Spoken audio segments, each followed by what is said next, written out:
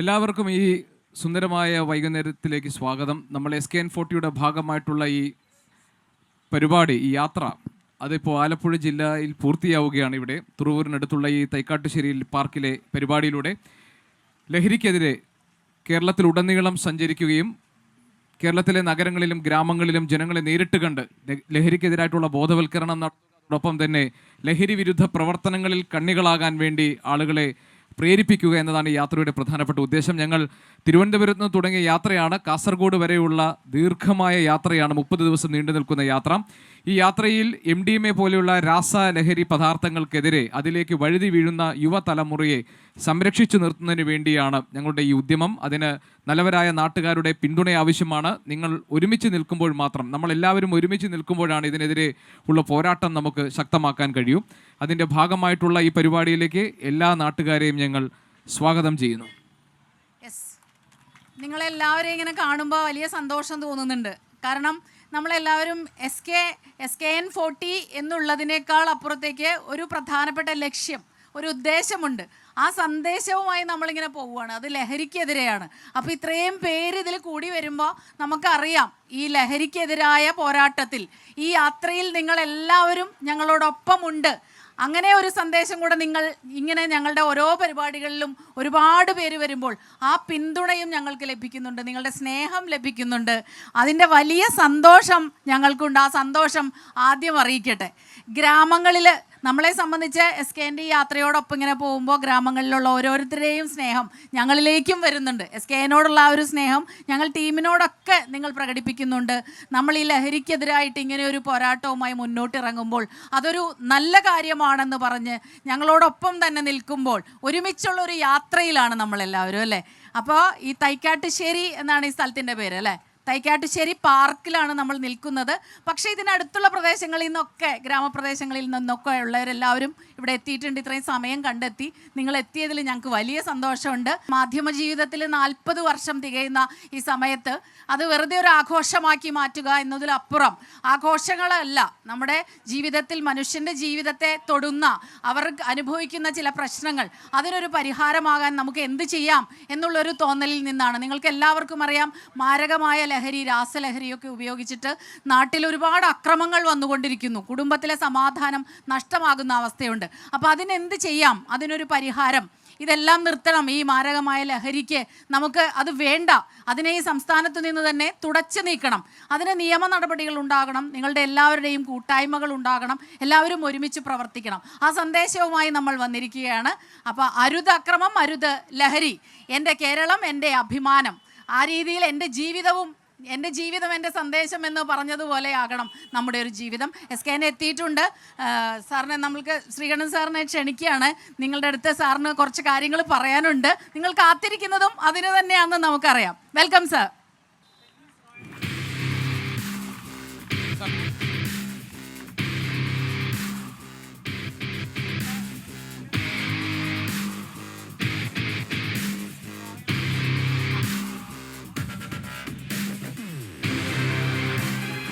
നമ്മളെ ഇതിനൊക്കെ സഹായിക്കുന്ന ഒരു സുഹൃത്തു കൂടി വന്നിട്ടുണ്ട്. ബെന്നീസ് റോയൽ ടൂർസ് പ്രൈവറ്റ് ലിമിറ്റഡിൻ്റെ യഥാർത്ഥ മുതലാളി ശ്രീ ബെന്നി. Thank you.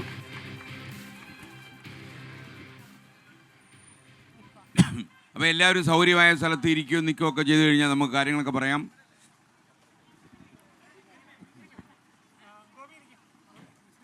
നിങ്ങൾ റെഡിയായി കഴിഞ്ഞോ? ഇനി നമുക്ക് ആരെങ്കിലും വരാനുണ്ടോ? നമ്മൾ ഈ കല്യാണത്തിൽ വിളിക്കുന്നല്ലോ, ആരെങ്കിലും വരാനുണ്ടോ? Okay ready. അപ്പോൾ നമ്മൾ തുടങ്ങുന്നു. നിങ്ങൾക്കറിയുന്നത് പോലെ തിരുവനന്തപുരത്ത് നിന്ന് നമ്മൾ ആരംഭിച്ച ഒരു യാത്രയാണ് ഇപ്പോൾ ഈ പറയുന്ന ഈ സ്ഥലത്തെത്തിയിരിക്കുന്നത്.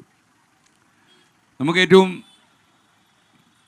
സന്തോഷമുള്ളൊരു കാര്യം ഈ ഒരു യാത്രയോട് നമ്മുടെ ആളുകൾ കാണിക്കുന്ന പ്രതികരണമാണ്. വളരെ ആത്മാർത്ഥം നിറഞ്ഞ പ്രതികരണം എല്ലാ സ്ഥലത്തു നിന്നും ഉണ്ടാകുന്നു. മാത്രമല്ല, നമ്മുടെ അമ്മമാർക്കൊക്കെ ഉണ്ടായിരിക്കുന്ന സങ്കടത്തിന് ചെറിയൊരു ആശ്വാസം പകരാനെങ്കിലും ഈ യാത്രയ്ക്ക് കഴിയുന്നു എന്നാണ് ഞാൻ മനസ്സിലാക്കുന്നത്. ഇതിൻ്റെ പ്രകടമായ ഒരു ഫലം നമുക്ക് കാണാൻ കഴിയുന്നുണ്ട്. എക്സൈസും പോലീസും ഒക്കെ സംസ്ഥാനത്തിൻ്റെ പല ഭാഗങ്ങളിലും കാര്യമായ റെയ്ഡ് നടത്തുന്ന സമയമാണിപ്പോൾ. അതിന് ഏറ്റവും വലിയ സന്തോഷകരമായ കാര്യം ഇതിൻ്റെ ഒളിവിടങ്ങളും അതുപോലെ ഉറവിടമൊക്കെ കണ്ടെത്താനുള്ള അന്വേഷണം പോലീസ് നടത്തുന്നുണ്ട്. അതൊക്കെ നല്ല കാര്യമാണ്. നിങ്ങൾക്കറിയുന്ന പോലെ നമ്മുടെ കേരളത്തിൻ്റെ ടെലിവിഷൻ റേഡിയോ മാധ്യമങ്ങളിൽ എൻ്റെ പ്രവർത്തനം ഒരു 40 കൊല്ലം പിന്നിടുകയാണ്. അതൊരു ചെറിയ കാര്യമാണ്. നമ്മളിപ്പോൾ ഒരു ജോലി ചെയ്തുകൊണ്ടിരുന്നാൽ അത് ഒരു 50 കൊല്ലം ജോലി ചെയ്താൽ 50 കൊല്ലം പിന്നിടും. അതേപോലെ ഒരു കാര്യം മാത്രമേ ഉള്ളൂ. പക്ഷേ ഇതിൽ ഈ 40 കൊല്ലത്തെ ഞാൻ കണ്ട അനുഭവങ്ങൾ, ഞാൻ നേടിയ ജോലിയുടെ അറിവുകൾ, മാധ്യമത്തിലെ ചില സംഭവങ്ങൾ, ഇതെല്ലാം തന്നെ ചാലിച്ച് അരച്ച് കുറുക്കി ഞാനൊരു പൊതുവായിട്ടുള്ള ഒരു കാര്യത്തിന് വേണ്ടി നിക്ഷേപിക്കാമെന്ന് തീരുമാനിച്ചതിൻ്റെ പരിണിത ഫലമാണ് ഈ യാത്ര എന്ന് നിങ്ങളറിയാം. അപ്പോൾ ഈ 40 കൊല്ലക്കാലം ഒരു ആഘോഷമാക്കി മാറ്റുന്നതിനപ്പുറം ജനങ്ങളെ നേരിട്ട് ബാധിക്കുന്ന അടിയന്തര പ്രാധാന്യമുള്ള ഒരു പ്രശ്നത്തിലേക്ക് നിങ്ങളെ നയിക്കുക എന്നുള്ളതാണ് ഏറ്റവും പ്രധാനപ്പെട്ട കാര്യം. നമ്മൾ കോവിഡ് നമ്മുടെ ജീവിതത്തിൽ ഏറ്റവും സ്വാധീനിച്ച സമീപകാല ഒരു സംഭവമാണ്. 20 മാസക്കാലം കൊറോണ വൈറസിൻ്റെ പിടിയിലാക്കപ്പെട്ട് നമ്മൾ എല്ലാവരും ഓരോ ഐലൻഡായി ജീവിച്ചു. നമ്മൾ 20 മാസക്കാലം നമ്മൾ വാതിലും ജനലും ഒക്കെ കൊട്ടിയടച്ച് ഒരു തനി ദ്വീപിൽ താമസിക്കുന്ന ഒറ്റപ്പെട്ട ഒരാളായിട്ട്, ഒരു കുടുംബമായിട്ട് നമ്മൾ താമസിച്ചു. കോവിഡ് നമ്മളെ വിട്ടുപോയി. ലോകത്തിൻ്റെ പല ഭാഗങ്ങളിലും കോവിഡിൻ്റെ സ്വാധീനം മൂലം അനേകമായിരം ആളുകൾ മരിച്ചുപോയി. നമ്മുടെ നാട്ടിലും ആളുകൾ മരിച്ചു. ഈ ഒരുപക്ഷെ റോഡപകടത്തിൽ കൊല്ലപ്പെടുന്ന ആളുകളുടെ അത്രയും കണക്കില്ലെങ്കിൽ പോലും ഒരുപാട് ആളുകൾ കേരളത്തിൽ മരിച്ചു. ഔദ്യോഗികമായ കണക്ക് പ്രകാരം, അനൗദ്യോഗികമായിട്ട്. കാരണം ഈ മലയാളികൾ കേരളത്തിൽ മാത്രമല്ല മരിച്ചത്, ഗൾഫ് നാടുകളിലും അമേരിക്കയിലും ഒക്കെ ഈ മലയാളികൾ ഒരുപാട് മരിച്ചു. അതുകൊണ്ട് ഈ കോവിഡ് നമുക്ക് വലിയൊരു ഭീഷണിയായിരുന്നു. എന്നാൽ കോവിഡ് നമ്മളെ പഠിപ്പിച്ച ചില പാഠങ്ങളുണ്ടായിരുന്നു. കോവിഡ് പോലൊരു മഹാവിപത്ത് നമ്മുടെ മേളിൽ ചൂഴ്ന്നു നിൽക്കുന്ന സമയത്താണ് നമ്മൾ മനുഷ്യ സ്നേഹത്തെക്കുറിച്ച് പഠിച്ചത്. പണത്തിന് യാതൊരു വിലയുമില്ല എന്ന് നമുക്ക് മനസ്സിലായി. ഈ പണം കൊണ്ടൊരു പ്രയോജനമില്ലെന്നും അതുപോലെ ചെറിയൊരു മൂക്കിപ്പനി വന്നാലുടൻ ആശുപത്രിയിലേക്ക് ഓടേണ്ട കാര്യമില്ലെന്നും ആ കാലത്ത് നിങ്ങൾക്കൊരു അസുഖം വന്നിട്ടില്ല. നിങ്ങൾ ശ്രദ്ധിച്ച് നോക്കുക, കോവിഡ് കാലത്ത് നമ്മളൊരു ആശുപത്രിയിലും പോയിട്ടില്ല. അപ്പോൾ ഈ പിന്നീട് നമ്മൾ ഒരുപാട് മരുന്നുകൾ പിന്നെയും കഴിക്കാൻ തുടങ്ങി. അങ്ങനെ കുറേ മാറ്റങ്ങൾ കൊണ്ടുവന്ന ഒരു സംവിധാനമാണ് ഈ കോവിഡ് എന്ന് പറയുന്നത്. അപ്പോൾ ഈ കോവിഡ് കഴിഞ്ഞപ്പോൾ നമ്മൾ പഴയ പോലായി. പിന്നെ നമുക്ക് മനുഷ്യരൊന്നും കണ്ടാൻ അറിയില്ല, അയലത്താരാ താമസിക്കുന്ന അറിയില്ല. ഒരുപാട് അതിഥി തൊഴിലാളികൾ കൂടി കേരളത്തിൽ. നിങ്ങൾ മനസ്സിലാക്കേണ്ട ഒരു കാര്യം, കേരളത്തിൽ എത്ര അതിഥി തൊഴിലാളികൾ താമസിക്കുന്നു എന്നുള്ളത് സാക്ഷാൽ സർക്കാരിന് പോലും അറിയില്ല എത്ര നമ്പറാണെന്നുള്ളത്. അപ്പോൾ അവർ കേരളം വന്ന് കേരളത്തിൽ ഇങ്ങനെ താമസമാക്കിയതോടെ നമ്മുടെ അയലത്ത് താമസിക്കുന്ന ആരാണെന്ന് പോലും നമുക്കറിയാത്ത സാഹചര്യം ഉണ്ടായി. ഇപ്പോഴും ഉണ്ടായിരിക്കുന്ന ഒരു പ്രതിഭാസം ഇന്നോ ഇന്നലെ ഉണ്ടായതല്ല. കഴിഞ്ഞ കുറച്ചധികം കാലമായി കേരളത്തിൽ അമിതമായി മദ്യപിക്കുന്ന ആളുകൾ ഇഷ്ടം പോലെയുണ്ട്. കുടുംബം കുട്ടിച്ചോറാക്കി ഈ ഇഷ്ടംപോലെ ഡിവോഴ്സുകൾ ഉണ്ടാക്കുന്ന ആളുകളൊക്കെ നമ്മുടെ നാട്ടിലുണ്ട്. ഞാൻ അവരെക്കുറിച്ചല്ല പറയുന്നത്. ഇതിനേക്കാൾ അപകടം നിറഞ്ഞ ഒരു ലഹരി ഉപയോഗത്തിലേക്ക് നമ്മുടെ ആളുകൾ ക്രമാനുഗതമായി മാറുന്നത് നമ്മളാരും അറിഞ്ഞില്ല എന്നതാണ് യാഥാർത്ഥ്യം. ഞാൻ ഈ യാത്ര തിരുവനന്തപുരത്ത് നിന്ന് ആരംഭിക്കുമ്പോൾ ഞാൻ കരുതിയത് ഇതൊരു ഒറ്റപ്പെട്ട സംഭവമായിരിക്കും. കേരളത്തിൻ്റെ ഏതോ ഓണങ്കറ മൂലകളിലും ചില നഗരോരങ്ങളിലുമൊക്കെ കുറേ ആളുകൾ MDMA പോലെയുള്ള രാസലഹരി ഉപയോഗിച്ച് തുടങ്ങിയിട്ടുണ്ട്, അതിൽ ചില കുട്ടികളും പെട്ടുപോയിട്ടുണ്ട് എന്നായിരുന്നു. എന്നാൽ 1-2 ജില്ലകളിലെ യാത്ര കഴിഞ്ഞപ്പോൾ എനിക്ക് മനസ്സിലായത് ഞങ്ങളെയൊക്കെ അത്ഭുതപ്പെടുത്തുന്നതും അമ്പരപ്പിക്കുന്നതുമായ ഒരു സ്വാധീന വലയത്തിലാണ് നമ്മുടെ കുട്ടികളെന്ന യാഥാർത്ഥ്യം നമ്മൾ തിരിച്ചറിയുന്നു. ഒരുപാട് ഇന്ന് ഞാനൊരു ഡി അഡിക്ഷൻ സെൻറ്ററിലും പോയി. അവിടെയൊക്കെ നമ്മൾ അന്വേഷിക്കുമ്പോൾ അവിടെയെല്ലാം MDMA രാസലഹരി ഉപയോഗിച്ചിട്ട് വരുന്ന ആളുകൾ ഒരുപാടുണ്ട്. അതിൽ കുട്ടികളുണ്ട്, പെൺകുട്ടികളുണ്ട്. അപ്പോൾ നമുക്കെന്താ പറ്റിയെന്ന് ചോദിച്ചു കഴിഞ്ഞാൽ, നമ്മുടെ പള്ളിക്കൂടങ്ങളിലും നമ്മുടെ കോളേജുകളിലും ഒക്കെ പോകുന്ന കുട്ടികളെ നമ്മൾ തീരെ ശ്രദ്ധിക്കാതായി. അതിനൊരുപാട് കാരണങ്ങളുണ്ട്. ടെലിവിഷൻ ചിലപ്പോൾ ഒരു കാരണമാകാം, അതല്ലെങ്കിൽ വീട്ടിൽ സ്നേഹം കുറഞ്ഞതൊരു കാരണമാകാം, അല്ലെങ്കിൽ മൊബൈൽ ഫോണിൽ ഇങ്ങനെ ലോകം കാണാൻ നമ്മൾ ശ്രമിക്കുന്നതിനിടയിൽ നമുക്ക് കുട്ടികളെ നോക്കുന്നത് നേരം കിട്ടാതെ പോകുന്നതാകാം. പല കാരണങ്ങളാൽ വീട്ടിലുണ്ടായിരുന്ന, നമ്മുടെ മലയാളി ജീവിതത്തിലുണ്ടായിരുന്ന, നമ്മുടെ മലയാളി കുടുംബങ്ങളിലുണ്ടായിരുന്ന ചർച്ചകൾ മുഴുവനും ഇല്ലാതെയായി. വിശേഷങ്ങൾ അന്വേഷിക്കാതായി. കുട്ടികൾ സ്കൂളിലേക്ക് പോകുമ്പോൾ കുട്ടികളുടെ പിന്നാലെ സ്കൂളിലേക്ക് പോകുന്ന രക്ഷാകർത്താക്കളുടെ കാലം കഴിഞ്ഞു. പള്ളിക്കൂടത്തിൽ ചേർത്ത് കഴിഞ്ഞാൽ അവൻ്റെ തലയിലെഴുത്ത്. അവന് വേണമെങ്കിൽ പഠിക്കണം, പരീക്ഷ ജയിച്ചോളണം, ജയിച്ചോ തോറ്റോ എന്നറിയാൻ പോലും പോകണ്ട, നമുക്ക് വീട്ടിൽ കാര്യങ്ങളെത്തും.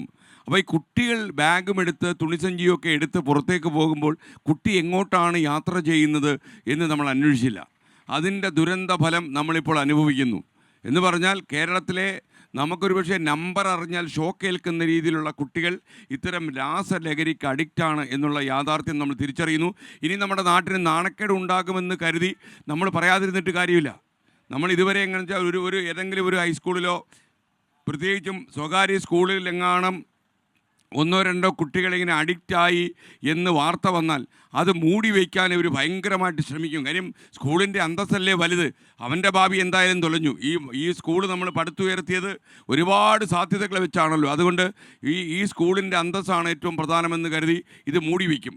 അപ്പോൾ ഇപ്പോൾ ഓരോ സ്കൂളിനും മൂടി വയ്ക്കാൻ പറ്റാത്ത നമ്പറായി കഴിഞ്ഞു. അവർ രഹസ്യമായിട്ട് ഒരു കോളേജിൽ ചെന്നപ്പോൾ അവിടെ 17 പേരോ ഉണ്ട്, എല്ലാം കൂടി അതിൽ 7 പെൺകുട്ടികളും ഉണ്ട്. അപ്പോൾ മാത്രമല്ല, നിങ്ങൾ അറിയേണ്ട ഒരു കാര്യം, ഏറ്റവും നമ്മുടെ അമ്മമാർക്ക് ആശങ്ക ഉണ്ടാക്കുന്നൊരു കാര്യം എന്താണെന്ന് ചോദിച്ചു കഴിഞ്ഞാൽ, ഞാനിതൊക്കെ എന്താ പറയുന്നതെന്ന് ചോദിച്ചാൽ, ഈ പ്രശ്നത്തെ നമ്മൾ ലഘൂകരിച്ച് കാണാൻ പാടില്ല എന്നുകൊണ്ടാണ്. ഞാനും വിചാരിച്ചത് ചെറിയ ചെറിയ കാര്യങ്ങളേ ഉള്ളൂ നമ്മുടെ നാട്ടിൽ നിന്നാണ്. എനിക്ക് ഭയങ്കര അസ്വസ്ഥയായി. അതായത് ഇന്ത്യയിൽ ഡ്രഗ് ഉൽപ്പാദിപ്പിക്കുന്ന സംസ്ഥാനങ്ങളിൽ ഇന്ത്യയുടെ തലസ്ഥാനം കേരളമാണ് എന്ന് പത്രങ്ങൾ എഴുതുന്ന രീതിയിൽ കാര്യങ്ങൾ പോയി കഴിഞ്ഞു. നിങ്ങളൊന്ന് ആലോചിച്ച് നോക്കണം. ഒരുപക്ഷെ നമ്മൾ കേരളത്തിൽ ഇപ്പോൾ ഒരു കണക്കെടുത്താൽ നമ്മുടെ ആളുകൾ ഞെട്ടിപ്പോകും, ഭരണകർത്താക്കൾ തകർന്നു പോകും. ആ രീതിയിലുള്ള വിനാശകാരിയായ ഒരു സാഹചര്യവും കാലാവസ്ഥയുമാണ് നമ്മുടെ നാട്ടിൽ ഉള്ളത്. അപ്പം ഞാൻ നിങ്ങളോട് പറയാൻ പോകുന്ന ഒരു കാര്യം, നമുക്കിപ്പം പെട്ടെന്ന് ഈ കുട്ടികളെല്ലാം പിടിച്ച് ഇത് മാറ്റാനൊന്നും പറ്റത്തില്ല. പോലീസൊക്കെ വളരെ സജീവമായിട്ടുണ്ട്. നമ്മുടെ ഈ കേരളത്തിലേക്ക് ഈ MDMA എന്ന് വെച്ചാൽ മാരകമായ ഒരു ലഹരിയാണ്.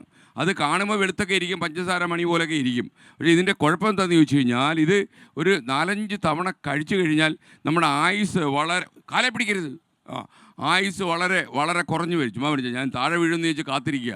ഇപ്പോൾ വീഴും കുറേ നേരമായിട്ട് കാത്തിരിക്കുക. നമ്മുടെ സാനു പച്ചാളമാണ്, പ്രൊഡക്ഷൻ കൺട്രോളറാണ്. അപ്പോൾ ഞാൻ നോക്കുമ്പോൾ ഞാൻ വെച്ച് കാലിന് എന്തെങ്കിലും കുഴപ്പമുണ്ടായിരിക്കുന്നേ. അപ്പോൾ കുഴപ്പമൊന്നുമില്ല, അങ്ങനെ ഞാൻ വീഴത്തുമില്ല. അപ്പോൾ വീണാൽ നിങ്ങൾ എന്നോട് എടുത്തുകൊണ്ട് പോകത്തില്ലേ? അടുത്ത ആശുപത്രി ഉണ്ടല്ലോ. പിന്നെന്തോ സാധനം നമ്മൾ ടെൻഷൻ ആവുന്നത്. ഓക്കെ, അപ്പോൾ ഞാൻ പറയാൻ വന്നത് വേറൊരു കാര്യമാണ്. അപ്പോൾ നമുക്ക്, അതായത് നമ്മളിപ്പോൾ ഇത്തിരി കള്ള് കുടിക്കുന്നത് പോലെയൊന്നും അല്ല MDMA എന്ന് പറഞ്ഞാൽ രാസലഹരി. ഈ രാസലഹരിയുടെ ഏറ്റവും വലിയൊരു കുഴപ്പം എന്താ വെച്ചാൽ, അത് പരിശോധന നടത്തി തന്നെ കാണാൻ പറ്റുമെന്ന് സംശയം. അതിനേക്കാളും നമുക്ക് ഒരു 4-5 തവണ കഴിച്ചു കഴിഞ്ഞാൽ നമ്മുടെ സ്വഭാവം മൊത്തം മാറും. നമ്മൾ ക്രൂരനായ ഒരു ക്രിമിനൽ എന്തൊക്കെ ചെയ്യും അതെല്ലാം ചെയ്യും. മുമ്പിൽ നിൽക്കുന്ന ആളിനെ നമുക്ക് തിരിച്ചറിയാൻ പറ്റത്തില്ല. ബാപ്പയുടെ മണ്ടയ്ക്ക് എന്തെങ്കിലുമൊക്കെ എടുത്ത് വെച്ച് അടിച്ചു കൊടുക്കാനും പള്ളയ്ക്ക് കത്തി കയറ്റാനും ഒക്കെ നമുക്ക് യാതൊരു മടിയും കാണത്തില്ല. കാര്യം വല്ലാത്തൊരു തരം പകയും നിസ്സഹായതയും അതുപോലെയുള്ള സ്വപ്നങ്ങളിൽ ജീവിക്കുക, ഇതൊക്കെയാണ് ഇവരുടെ കലാപരിപാടി എന്ന് പറയുന്നത്. അപ്പോൾ ഈ പ്രായം കുറഞ്ഞ സമയത്ത് തന്നെ ഈ കുട്ടികളെ ഇതിനെ സ്വാധീനിക്കാൻ ചില സൂത്രപ്പടികളുണ്ട്. പള്ളിക്കൂടത്തിൻ്റെ വരാന്തയിലൊക്കെ നിങ്ങളിനി പോകണം എന്ന് ഞാൻ പറയുന്നതിൻ്റെ കാരണം എന്താ, ഈ പള്ളിക്കൂടത്തിലേക്ക് പോകുന്ന ഇടനാഴികളിലും ഇടവഴികളിലുമൊക്കെ ചില ആളുകൾ ഇവരെ കാത്തു നിൽക്കും, കുട്ടികളെ കാത്തു നിന്നിട്ട് ഇവർക്ക് വല്ല ചോക്ലേറ്റും ഒക്കെ കൊടുക്കും. അപ്പോൾ ഈ ചോക്ലേറ്റ് നിർബന്ധിച്ച് ആ കുട്ടികൾ വാങ്ങിച്ച് കഴിക്കുമല്ലോ. കഴിച്ചു കഴിയുമ്പോൾ അതിൽ ഈ ലഹരി പടർത്തും ലഹരി, അതാണ് അവരുടെ ഒരു പ്രവർത്തന രീതി. അപ്പോൾ കുറച്ച് ദിവസം ഇങ്ങനെ ഈ ചേട്ടൻ നിന്നിങ്ങനെ ഇത് കൊടുത്തുകൊണ്ടേയിരിക്കും. 5-6 ദിവസം ആകുമ്പോൾ ഇതിന് ചെറിയൊരു അഡിക്ഷൻ വരും. നമുക്ക് ഇത് കിട്ടിയില്ലല്ലോ, അപ്പോൾ നമ്മൾ കാത്തു നിൽക്കും ഇയാളെ. നമ്മൾ നേരത്തെ ചെന്ന് അവിടെ നിൽക്കും, നമുക്ക് ഈ ചോക്ലേറ്റ് കിട്ടിയിട്ടില്ല. അപ്പോൾ ഈ ചോക്ലേറ്റ് കഴിച്ച് ഇതിൻ്റെ അവസാനത്തെ സ്റ്റേജാണ് ഇപ്പോൾ MDMA എന്ന് പറയുന്ന മാരണം എന്ന് പറയുന്നത്. നമ്മൾ അങ്ങനെ തന്നെ പറയണം, വല്ലാത്തൊരു ലഹരിയാണത്. ഈ സാധനം കഴിച്ചു കഴിഞ്ഞാൽ നിങ്ങളുടെ ജീവിതം കട്ടപ്പോകയാവുന്ന കാര്യത്തിൽ സംശയമില്ല. അപ്പോൾ കുട്ടികൾ ഇത് കഴിക്കുന്നൊന്നും നിങ്ങൾക്ക് മനസ്സിലാകത്തില്ല, കാരണം അതിന് ഗന്ധമൊന്നും കാണത്തില്ല വീട്ടിൽ വരുമ്പം. സാധാരണ മദ്യം കഴിച്ചു വന്നാൽ 1 കിലോമീറ്റർ ദൂരെ വരുമ്പോൾ തന്നെ അമ്മമാർ മനസ്സിലാക്കും മദ്യപിച്ച് വീട്ടിൽ വന്ന് കയറിയാൽ. അപ്പോൾ ഇങ്ങനെയുള്ള ആളുകൾ കഴിച്ച് കുട്ടികൾ 14-15 വയസ്സുള്ള, അല്ലെങ്കിൽ 7ാം ക്ലാസ്സിൽ പഠിക്കുന്ന കുട്ടി തന്നെ ഇങ്ങനെ ഇത് കഴിച്ചു തുടങ്ങി കഴിയുമ്പോൾ ഈ കുട്ടികൾ ഇത് കൊണ്ടു നടക്കുന്ന ആൾക്കാർ ഇവരെ കാരിയർമാരാക്കും, ഏജൻറ്റന്മാരാക്കും. ഇത് വിതരണം ചെയ്യുന്ന ജോലി ഇവരുടേതാക്കി മാറ്റും. സ്കൂളുകളിൽ കൂട്ടുകാരെയൊക്കെ സംഘടിപ്പിച്ച് കൂട്ടുകാർക്ക് വിതരണം ചെയ്യും. നല്ല വരുമാനമായി മാറും. അതായത് ഒരു 30,000 രൂപ ചിലവാക്കിയാൽ ഒറ്റ ദിവസം കൊണ്ട് 3 ലക്ഷം രൂപ ഉണ്ടാക്കാൻ കഴിയുന്ന ഒരു കച്ചവടമായി ഇത് വളരും. കുട്ടികളെ തന്നെ ഇരകളാക്കും, രക്തസാക്ഷികളാക്കും. അവർ വീട്ടിൽ വന്നാൽ ഒരു സംഭവം വീട്ടുകാർക്ക് മനസ്സിലാകത്തില്ല. അപ്പോൾ ഇത് കഴിയുമ്പോൾ ഉണ്ടാക്കാൻ പോകുന്ന ഇതിൻ്റെ വേറൊരു അവസ്ഥയുണ്ട്. ഇവൻ അക്രമകാരിയായി മാറി തുടങ്ങും. വീട്ടിൽ എന്ത് ചോദിച്ചാലും പെട്ടെന്ന് കലി ബാധിക്കും, ദേഷ്യപ്പെടും. മാത്രമല്ല അവൻ എല്ലാറ്റിനും ഒരു കുറ്റം കണ്ടുപിടിക്കാൻ തുടങ്ങും വീട്ടിൽ. മാത്രമല്ല നമ്മുടെ കവിയൊക്കെ പറഞ്ഞ പോലെ, എനിക്കില്ല നാടും നഗരവും കുടയും വെഞ്ചാമരും എല്ലാം എൻ്റെ ചേട്ടനാണ്, എൻ്റെ സഹോദരിക്കാണ് എന്ന രീതിയിൽ അവൻ പറഞ്ഞു തുടങ്ങും. ഈ ഇല്ലാത്ത കുറ്റങ്ങൾ അച്ഛനും അമ്മയും ഉമ്മയോടും ബാപ്പയോടും പറഞ്ഞു തുടങ്ങും. അപ്പോൾ അവരെന്തെങ്കിലും പ്രതിഷേധിച്ചാൽ ചിലപ്പോൾ കസേര വലിച്ചെടുത്തവരെ മണ്ടക്കടിച്ചെന്ന് വരും. അപ്പോൾ മാത്രമല്ല രാത്രിയിൽ പുറത്തൊക്കെ പോയിട്ട് വീട്ടിൽ നിന്ന് വരുമ്പോൾ വീട്ടിലുള്ളവരെല്ലാം അവൻ്റെ ശത്രുക്കളാണ്. അവൻ കൊലക്കത്തിയുമായിട്ട് കയറി വരും. അപ്പോൾ ഈ ഞാൻ പറയുന്നത്, നമ്മൾ ലാളിച്ച് വളർത്തിയ ഓമന മക്കളെക്കുറിച്ചാണ് പറയുന്നത്. കുട്ടികൾ അങ്ങനെയായി മാറും. കുട്ടികളെ കുറ്റം പറഞ്ഞിട്ട് കാര്യമില്ല, അവരേതോട് നിങ്ങൾ പ്രതികാരം ചെയ്തിട്ട് കാര്യമില്ല. കാര്യം കുട്ടികൾ ഏത് വഴിക്ക് പോകുന്നു നമ്മൾ നോക്കിയിട്ടില്ല. കുട്ടികളുടെ കാര്യത്തിൽ നമുക്കൊരു വളർത്തു ദോഷം സംഭവിച്ചിട്ടുണ്ട്. കുട്ടികൾ സ്കൂളിലേക്കാണോ പോകുന്നത്, വേറെ ഏതെങ്കിലും സ്ഥലത്തേക്കാണോ പോകുന്നതെന്ന് നമുക്കറിയാൻ പറ്റുന്നില്ല. അപ്പോൾ നമ്മുടെ ഭാഗത്ത് വേദനയുണ്ട്, കുഴപ്പമുണ്ട്, നമ്മൾ അപകടങ്ങൾ ചെയ്തിട്ടുണ്ട്. മാത്രമല്ല ഈ കുട്ടികളെ നിങ്ങൾ ഇടപെടേന്ന് ശാസിച്ചാൽ ഇപ്പോഴത്തെ കുട്ടികൾ വളരെ വളരെ സെൻസിറ്റീവാണ്. ഒന്ന് കേട്ടാലുടൻ അടുത്ത നിമിഷം എടുത്തിയാടി എന്തെങ്കിലും പ്രവർത്തിച്ച് കളയും. അപ്പോൾ വളരെ ഡിപ്ലോമാറ്റിക്കായിട്ട്, അതായത് നമ്മൾ പാകിസ്ഥാനിൽ അംബാസഡർ ആവാൻ പോയ ഒരാൾ എങ്ങനെ ഉണ്ടാവും, പാകിസ്ഥാനിൽ ഇന്ത്യയിൽ ഒരു അംബാസഡർ അവിടെ പോയി ജോയിൻ ചെയ്താൽ പാകിസ്ഥാൻ സർക്കാരുമായിട്ട് ഏറ്റുമുട്ടലില്ലാതെ പോകണമെങ്കിൽ സൂക്ഷിച്ച് പോകണം. കാര്യം അവിടെ എല്ലാം ഇന്ത്യക്കെതിരായിട്ടുള്ള കാര്യങ്ങളാണ് എന്ന് പറയുന്നത് പോലെ തന്നെയാണ്. വളരെ നയതന്ത്രജ്ഞതയോടെ നമ്മളിതിനെ ഡീല് ചെയ്താൽ മാത്രമേ ഈ കുട്ടികൾ, അതേസമയം നമുക്ക് ചെയ്യാൻ കഴിയുന്ന ഒരു കാര്യമുണ്ട്. ആരാണ് ഇവനെ കാരിയർ പണി ഏൽപ്പിച്ചത്, ആരാണ് ഇവന് ചോക്ലേറ്റ് കൊടുത്തത്, നമ്മുടെ സ്കൂൾ വരാന്തയിൽ അങ്ങനെ ആരെങ്കിലും അപരിചിതർ നിൽപ്പുണ്ടോ, നമ്മളവരെ കണ്ടുപിടിക്കണം. അതുപോലെ സ്കൂളിൽ അവരോട് കുറച്ചുകൂടെ വാത്സല്യത്തോടെ പെരുമാറുക. മോന് ഒരു ടെമ്പറേച്ചർ ഉണ്ടെങ്കിൽ പോയി കേട്ടോ ഉറങ്ങടാ ടെമ്പറേച്ചർ എന്ന് പറയുന്നൊരു പിതാവായി നമ്മൾ മാറും. അവൻ്റെ നെറ്റിയിലേക്ക് ഒന്ന് പിടിച്ച് അവനൊരു കട്ടങ്കാപ്പിയൊക്കെ ഇട്ട് കൊടുത്ത് അവന് വേണമെങ്കിൽ തുണിയൊക്കെ നനച്ച് നെറ്റിയിലൊക്കെ വെച്ച് ചൂടുണ്ടല്ലോ മോനെ, പൊള്ളുന്ന ചൂടാണല്ലോ, നമുക്ക് ആശുപത്രി പോകണമെന്നൊക്കെ ചോദിച്ച് അവനോടൊരു വാത്സല്യം ഭാവിക്കണം നിങ്ങൾ. ആ വാത്സല്യം ഭാവിക്കുമ്പം നമ്മളെപ്പോഴും മൊബൈൽ ഫോൺ ഉപയോഗിക്കുകയാണ്. ഞാൻ ചിലപ്പോഴൊക്കെ ആലോചിച്ചിട്ടുണ്ട്, ഞാൻ ഉൾപ്പെടെയുള്ള കുറ്റവാളികളെ കുറിച്ചാണ് ഞാൻ പറയുന്നത്. ഇത്ര കൂടുതൽ നമുക്ക് സംസാരിക്കാൻ എന്താണെന്ന് ഞാൻ ചിലപ്പോഴൊക്കെ ആലോചിച്ചിട്ടുണ്ട്. നമ്മൾ ഉദാഹരണം പറഞ്ഞു കഴിഞ്ഞാൽ നമ്മളിപ്പോൾ ഈ തുറവൂർ ഈ പറയുന്ന സ്ഥലത്ത് നമ്മൾ കോട്ടയത്തേക്ക് പോവുകയാണെങ്കിൽ ഓരോ പോയിന്റ് കിടക്കുമ്പോൾ നമ്മൾ വീട്ടിലേക്ക് വിളിക്കും. ഞാനിപ്പോൾ തുറവൂർ കടന്ന് ബസ് സ്റ്റാൻഡിൽ നിൽക്കാം, ഇവിടെ കുറേ ആളുകളൊക്കെ ഉണ്ട് ഫോൺ വെച്ച്. അടുത്ത ബസ് ഇപ്പോൾ ഒരുപാട് വണ്ടികളൊക്കെ പോക്കുണ്ട്. ഇത് എന്തിനാണ് പറയുന്നത്? പണ്ടങ്ങനെയാണോ കോട്ടയത്ത് പോയിട്ട് തിരിച്ച് വീട്ടിൽ വരും, നിങ്ങൾ ഇത്ര വേഗം വന്നോന്ന് ഭാര്യ ചോദിക്കും, അത്രേ ഉള്ളൂ, ദേർ ഇൻസ് എ മാറ്റർ. ഇപ്പം അങ്ങനെയല്ല. നമ്മളിങ്ങനെ മുക്കിന് ടെലികോം കമ്പനിക്ക് കാശുണ്ടാക്കി കൊടുക്കാൻ വേണ്ടി നമ്മൾ സംസാരിച്ചുകൊണ്ടിരിക്കും. ലോകത്ത് ഏറ്റവും കൂടുതൽ ഇപ്പോൾ സംസാരിക്കുന്നവരാരാന്ന് ചോദിച്ചാൽ അത് മലയാളികൾ, അത് കഴിഞ്ഞാൽ തമിഴ്നാട്ടുകാരാണ്. അപ്പോൾ നമ്മുടെ നാട്ടിലെ സംസാരം അതിൽ കിടന്നപ്പോൾ നമ്മൾ നമ്മുടെ വീട്ടിലുള്ള ആൾക്കാരെ ശ്രദ്ധിക്കാതായി എന്നാണ് എനിക്ക് തോന്നുന്നത്. എനിക്കറിയില്ല, ഓരോ വീട്ടിലെയും സിറ്റുവേഷൻ ഡിഫറൻ്റ് ആയിരിക്കും, വ്യത്യസ്തമായിരിക്കും. അപ്പോൾ ഞാൻ പറയാൻ വന്നത്, വീട്ടിലെ കുട്ടികളെ നിങ്ങളൊക്കെ ശ്രദ്ധിക്കാൻ തുടങ്ങിയാൽ പിന്നെ ശ്രദ്ധിക്കേണ്ടത് സ്കൂളിലെ അധ്യാപകരാണ്. സ്കൂളിലെ അധ്യാപകർക്കറിയാം ഏത് വഴിക്കാണ് കുട്ടി നീങ്ങുന്നതെന്ന്. കാര്യം നമ്മുടെ വീട്ടിലുള്ളവരെക്കാളും ഒരു കുട്ടിയുടെ മനോഭാവം മുഴുവൻ പെട്ടെന്ന് മനസ്സിലാകുന്ന ഒരാളിൻ്റെ പേരാണ് അധ്യാപകൻ അല്ലെങ്കിൽ അധ്യാപിക. അപ്പോൾ നമ്മുടെ ക്ലാസ് മുറികളിൽ ബാക്ക് ബെഞ്ചിലോ ഫ്രണ്ട് ബെഞ്ചിലോ ഒക്കെ ഇരിക്കുന്ന മിടുക്കരായ വിദ്യാർത്ഥി പോലും MDMA കഴിച്ചു തുടങ്ങിയെന്ന് അത്ര എളുപ്പം മനസ്സിലാകില്ല. കാരണം ഇതിന് യാതൊരു ഗന്ധവും കാണത്തില്ല. ഈ കുട്ടിയുടെ സ്വഭാവത്തിൽ ചില ക്രമാനുഗതമായ ചില മാറ്റങ്ങൾ വരുന്നുവെന്നല്ലാതെ മറ്റു മാറ്റങ്ങളൊന്നും കാണില്ല. കുറച്ച് കഴിയുമ്പോഴായിരിക്കും ഇവനെ ആക്രമണോത്സുകത പ്രകടിപ്പിക്കുകയും അധ്യാപകനെ തെറിവിളിക്കുകയും വേണമെങ്കിൽ അധ്യാപകൻ്റെ നേരെ കത്തി എടുത്ത് ഓങ്ങുകയൊക്കെ ചെയ്യുന്നത്. അപ്പോൾ ഈ അധ്യാപകൻ ചെയ്യേണ്ട കാര്യം, സ്കൂൾ അധികൃതർ ചെയ്യേണ്ട കാര്യം, സ്കൂളിൻ്റെ വരാന്തകൾ കടക്കാൻ ഒരു അപരിചിതനെയും അനുവദിക്കരുത്. ഓരോ വിദ്യാർത്ഥിക്കും ഒരു നോട്ട്ബുക്ക് ഉണ്ടാകണം. ആ നോട്ട്ബുക്കിൽ നിങ്ങൾ വീട്ടിലേക്ക് കുറിച്ചയക്കണം ഈ വിദ്യാർത്ഥിയെക്കുറിച്ച് എന്തെങ്കിലും ഉണ്ടെങ്കിൽ. മാത്രമല്ല ഇടയ്ക്കിടയ്ക്ക് ഈ വീടുകളിലേക്ക് ഫോൺ ചെയ്യണം. ഇതൊക്കെ ഒരു ഹെഡ് മാസ്റ്റർക്ക് ചെയ്യാൻ പറ്റുന്ന പണിയാണോ എന്ന് ഒരിക്കലുമല്ല. ഒരു ക്ലാസ് മുറിയിൽ 3 പേരുള്ള ഒരു ടീം ഉണ്ടാക്കുക. ഒന്ന് ക്ലാസ് ടീച്ചർ, മോണിറ്റർ, അതുപോലെ പുറത്ത് നിന്ന് PT അംഗം. ഈ 3 പേര് ഈ 40ഓ 50ഓ കുട്ടികളെ വീക്ഷിക്കാൻ തീരുമാനിക്കുകയാണെങ്കിൽ, ലോക്കൽ റെസിഡൻസ് അസോസിയേഷൻ മറ്റുള്ളവരും വീക്ഷിക്കാൻ തീരുമാനിക്കുകയാണെങ്കിൽ നമുക്ക് ഈ കുട്ടികളെ കുറേശ്ശെയായി സാധാരണ ജീവിതത്തിലേക്ക് മടക്കി കൊണ്ടുവരാം. അല്ലെങ്കിൽ വലിയ തലമുറ കൈവിട്ടു പോവുകയും ചെയ്യും. നമ്മുടെ നാട്ടിൽ കൊലപാതകങ്ങൾ പെരുകുകയും ചെയ്യും. ഞങ്ങളുടെ ഒരു കണക്കനുസരിച്ച് ഒരു 60 ദിവസത്തിനിടയിൽ 70 കൊലപാതകം കേരളത്തിലുണ്ടായി. അതിൽ 30 കൊലപാതകങ്ങളും നടത്തിയത് MDMA ലഹരി അടിച്ചു കയറ്റിയ പിള്ളേരായിരുന്നു. നമ്മൾ അറിയണം അത്. കേരളത്തിൽ കൊലപാതകങ്ങൾ വർദ്ധിക്കുന്നത് എന്തുകൊണ്ട്? ഞാൻ ആദ്യം വിചാരിച്ചു നമ്മുടെ നാട്ടിലുള്ള കേസുകളെല്ലാം FIR ഇട്ട് രജിസ്റ്റർ ചെയ്യുന്ന അവസ്ഥയുണ്ട്, അതുകൊണ്ടാണ് കേസിൻ്റെ എണ്ണം പെരുകുന്നതെന്നായിരുന്നു ഞാൻ ധരിച്ചത്. അങ്ങനെയല്ല, ഇവിടെ കൊലപാതകങ്ങൾ കൂടുന്നുണ്ട്. കൊലപാതകങ്ങൾ കൂടുന്ന ചെറിയ കാര്യം മതി, ആൾക്കാർക്ക് ആത്മഹത്യ ചെയ്യാനോ കെട്ടിത്തൂങ്ങി ചാകാനോ തൊട്ട് അയലത്ത് താമസിക്കുന്ന ആളിൻ്റെ പള്ളയ്ക്ക് കത്തി കയറ്റാനോ ഒന്നും യാതൊരു മടിയും നമുക്കിപ്പോൾ ഇല്ല. കാര്യം ഇതിൻ്റെ പിന്നിലൊക്കെ എന്തെങ്കിലുമൊക്കെ ലഹരി പദാർത്ഥങ്ങളുടെ റോളുണ്ട് എന്ന് നമ്മൾ മനസ്സിലാക്കുന്നു. അപ്പോൾ ഇവിടെയാണ് നമുക്ക് ഈ പൊതുപ്രവർത്തകർക്കും സർക്കാരിനുമൊക്കെ ഇടപെടാൻ കഴിയുക. നമ്മുടെ നാട്ടിലെ ഒരു സംസ്കാരം തന്നെ മാറിയിരിക്കുകയാണ്. നിങ്ങൾക്കറിയുന്ന പോലെ നമ്മുടെ നാട്ടിൽ വിൽപ്പനയ്ക്ക് വെച്ചിട്ടുള്ള 2 കാര്യങ്ങളേ ഉള്ളൂ. ഒന്ന് IT, ഒന്ന് ടൂറിസം. ഈ 2 സാധ്യതയും പണി മുടക്കി കഴിഞ്ഞാൽ കേരളത്തിൽ വലിയ കച്ചവടത്തിന് വലിയ സ്കോപ്പില്ല. ഈ കേരളം വലിയൊരു പ്രോപ്പർട്ടിയാണ്.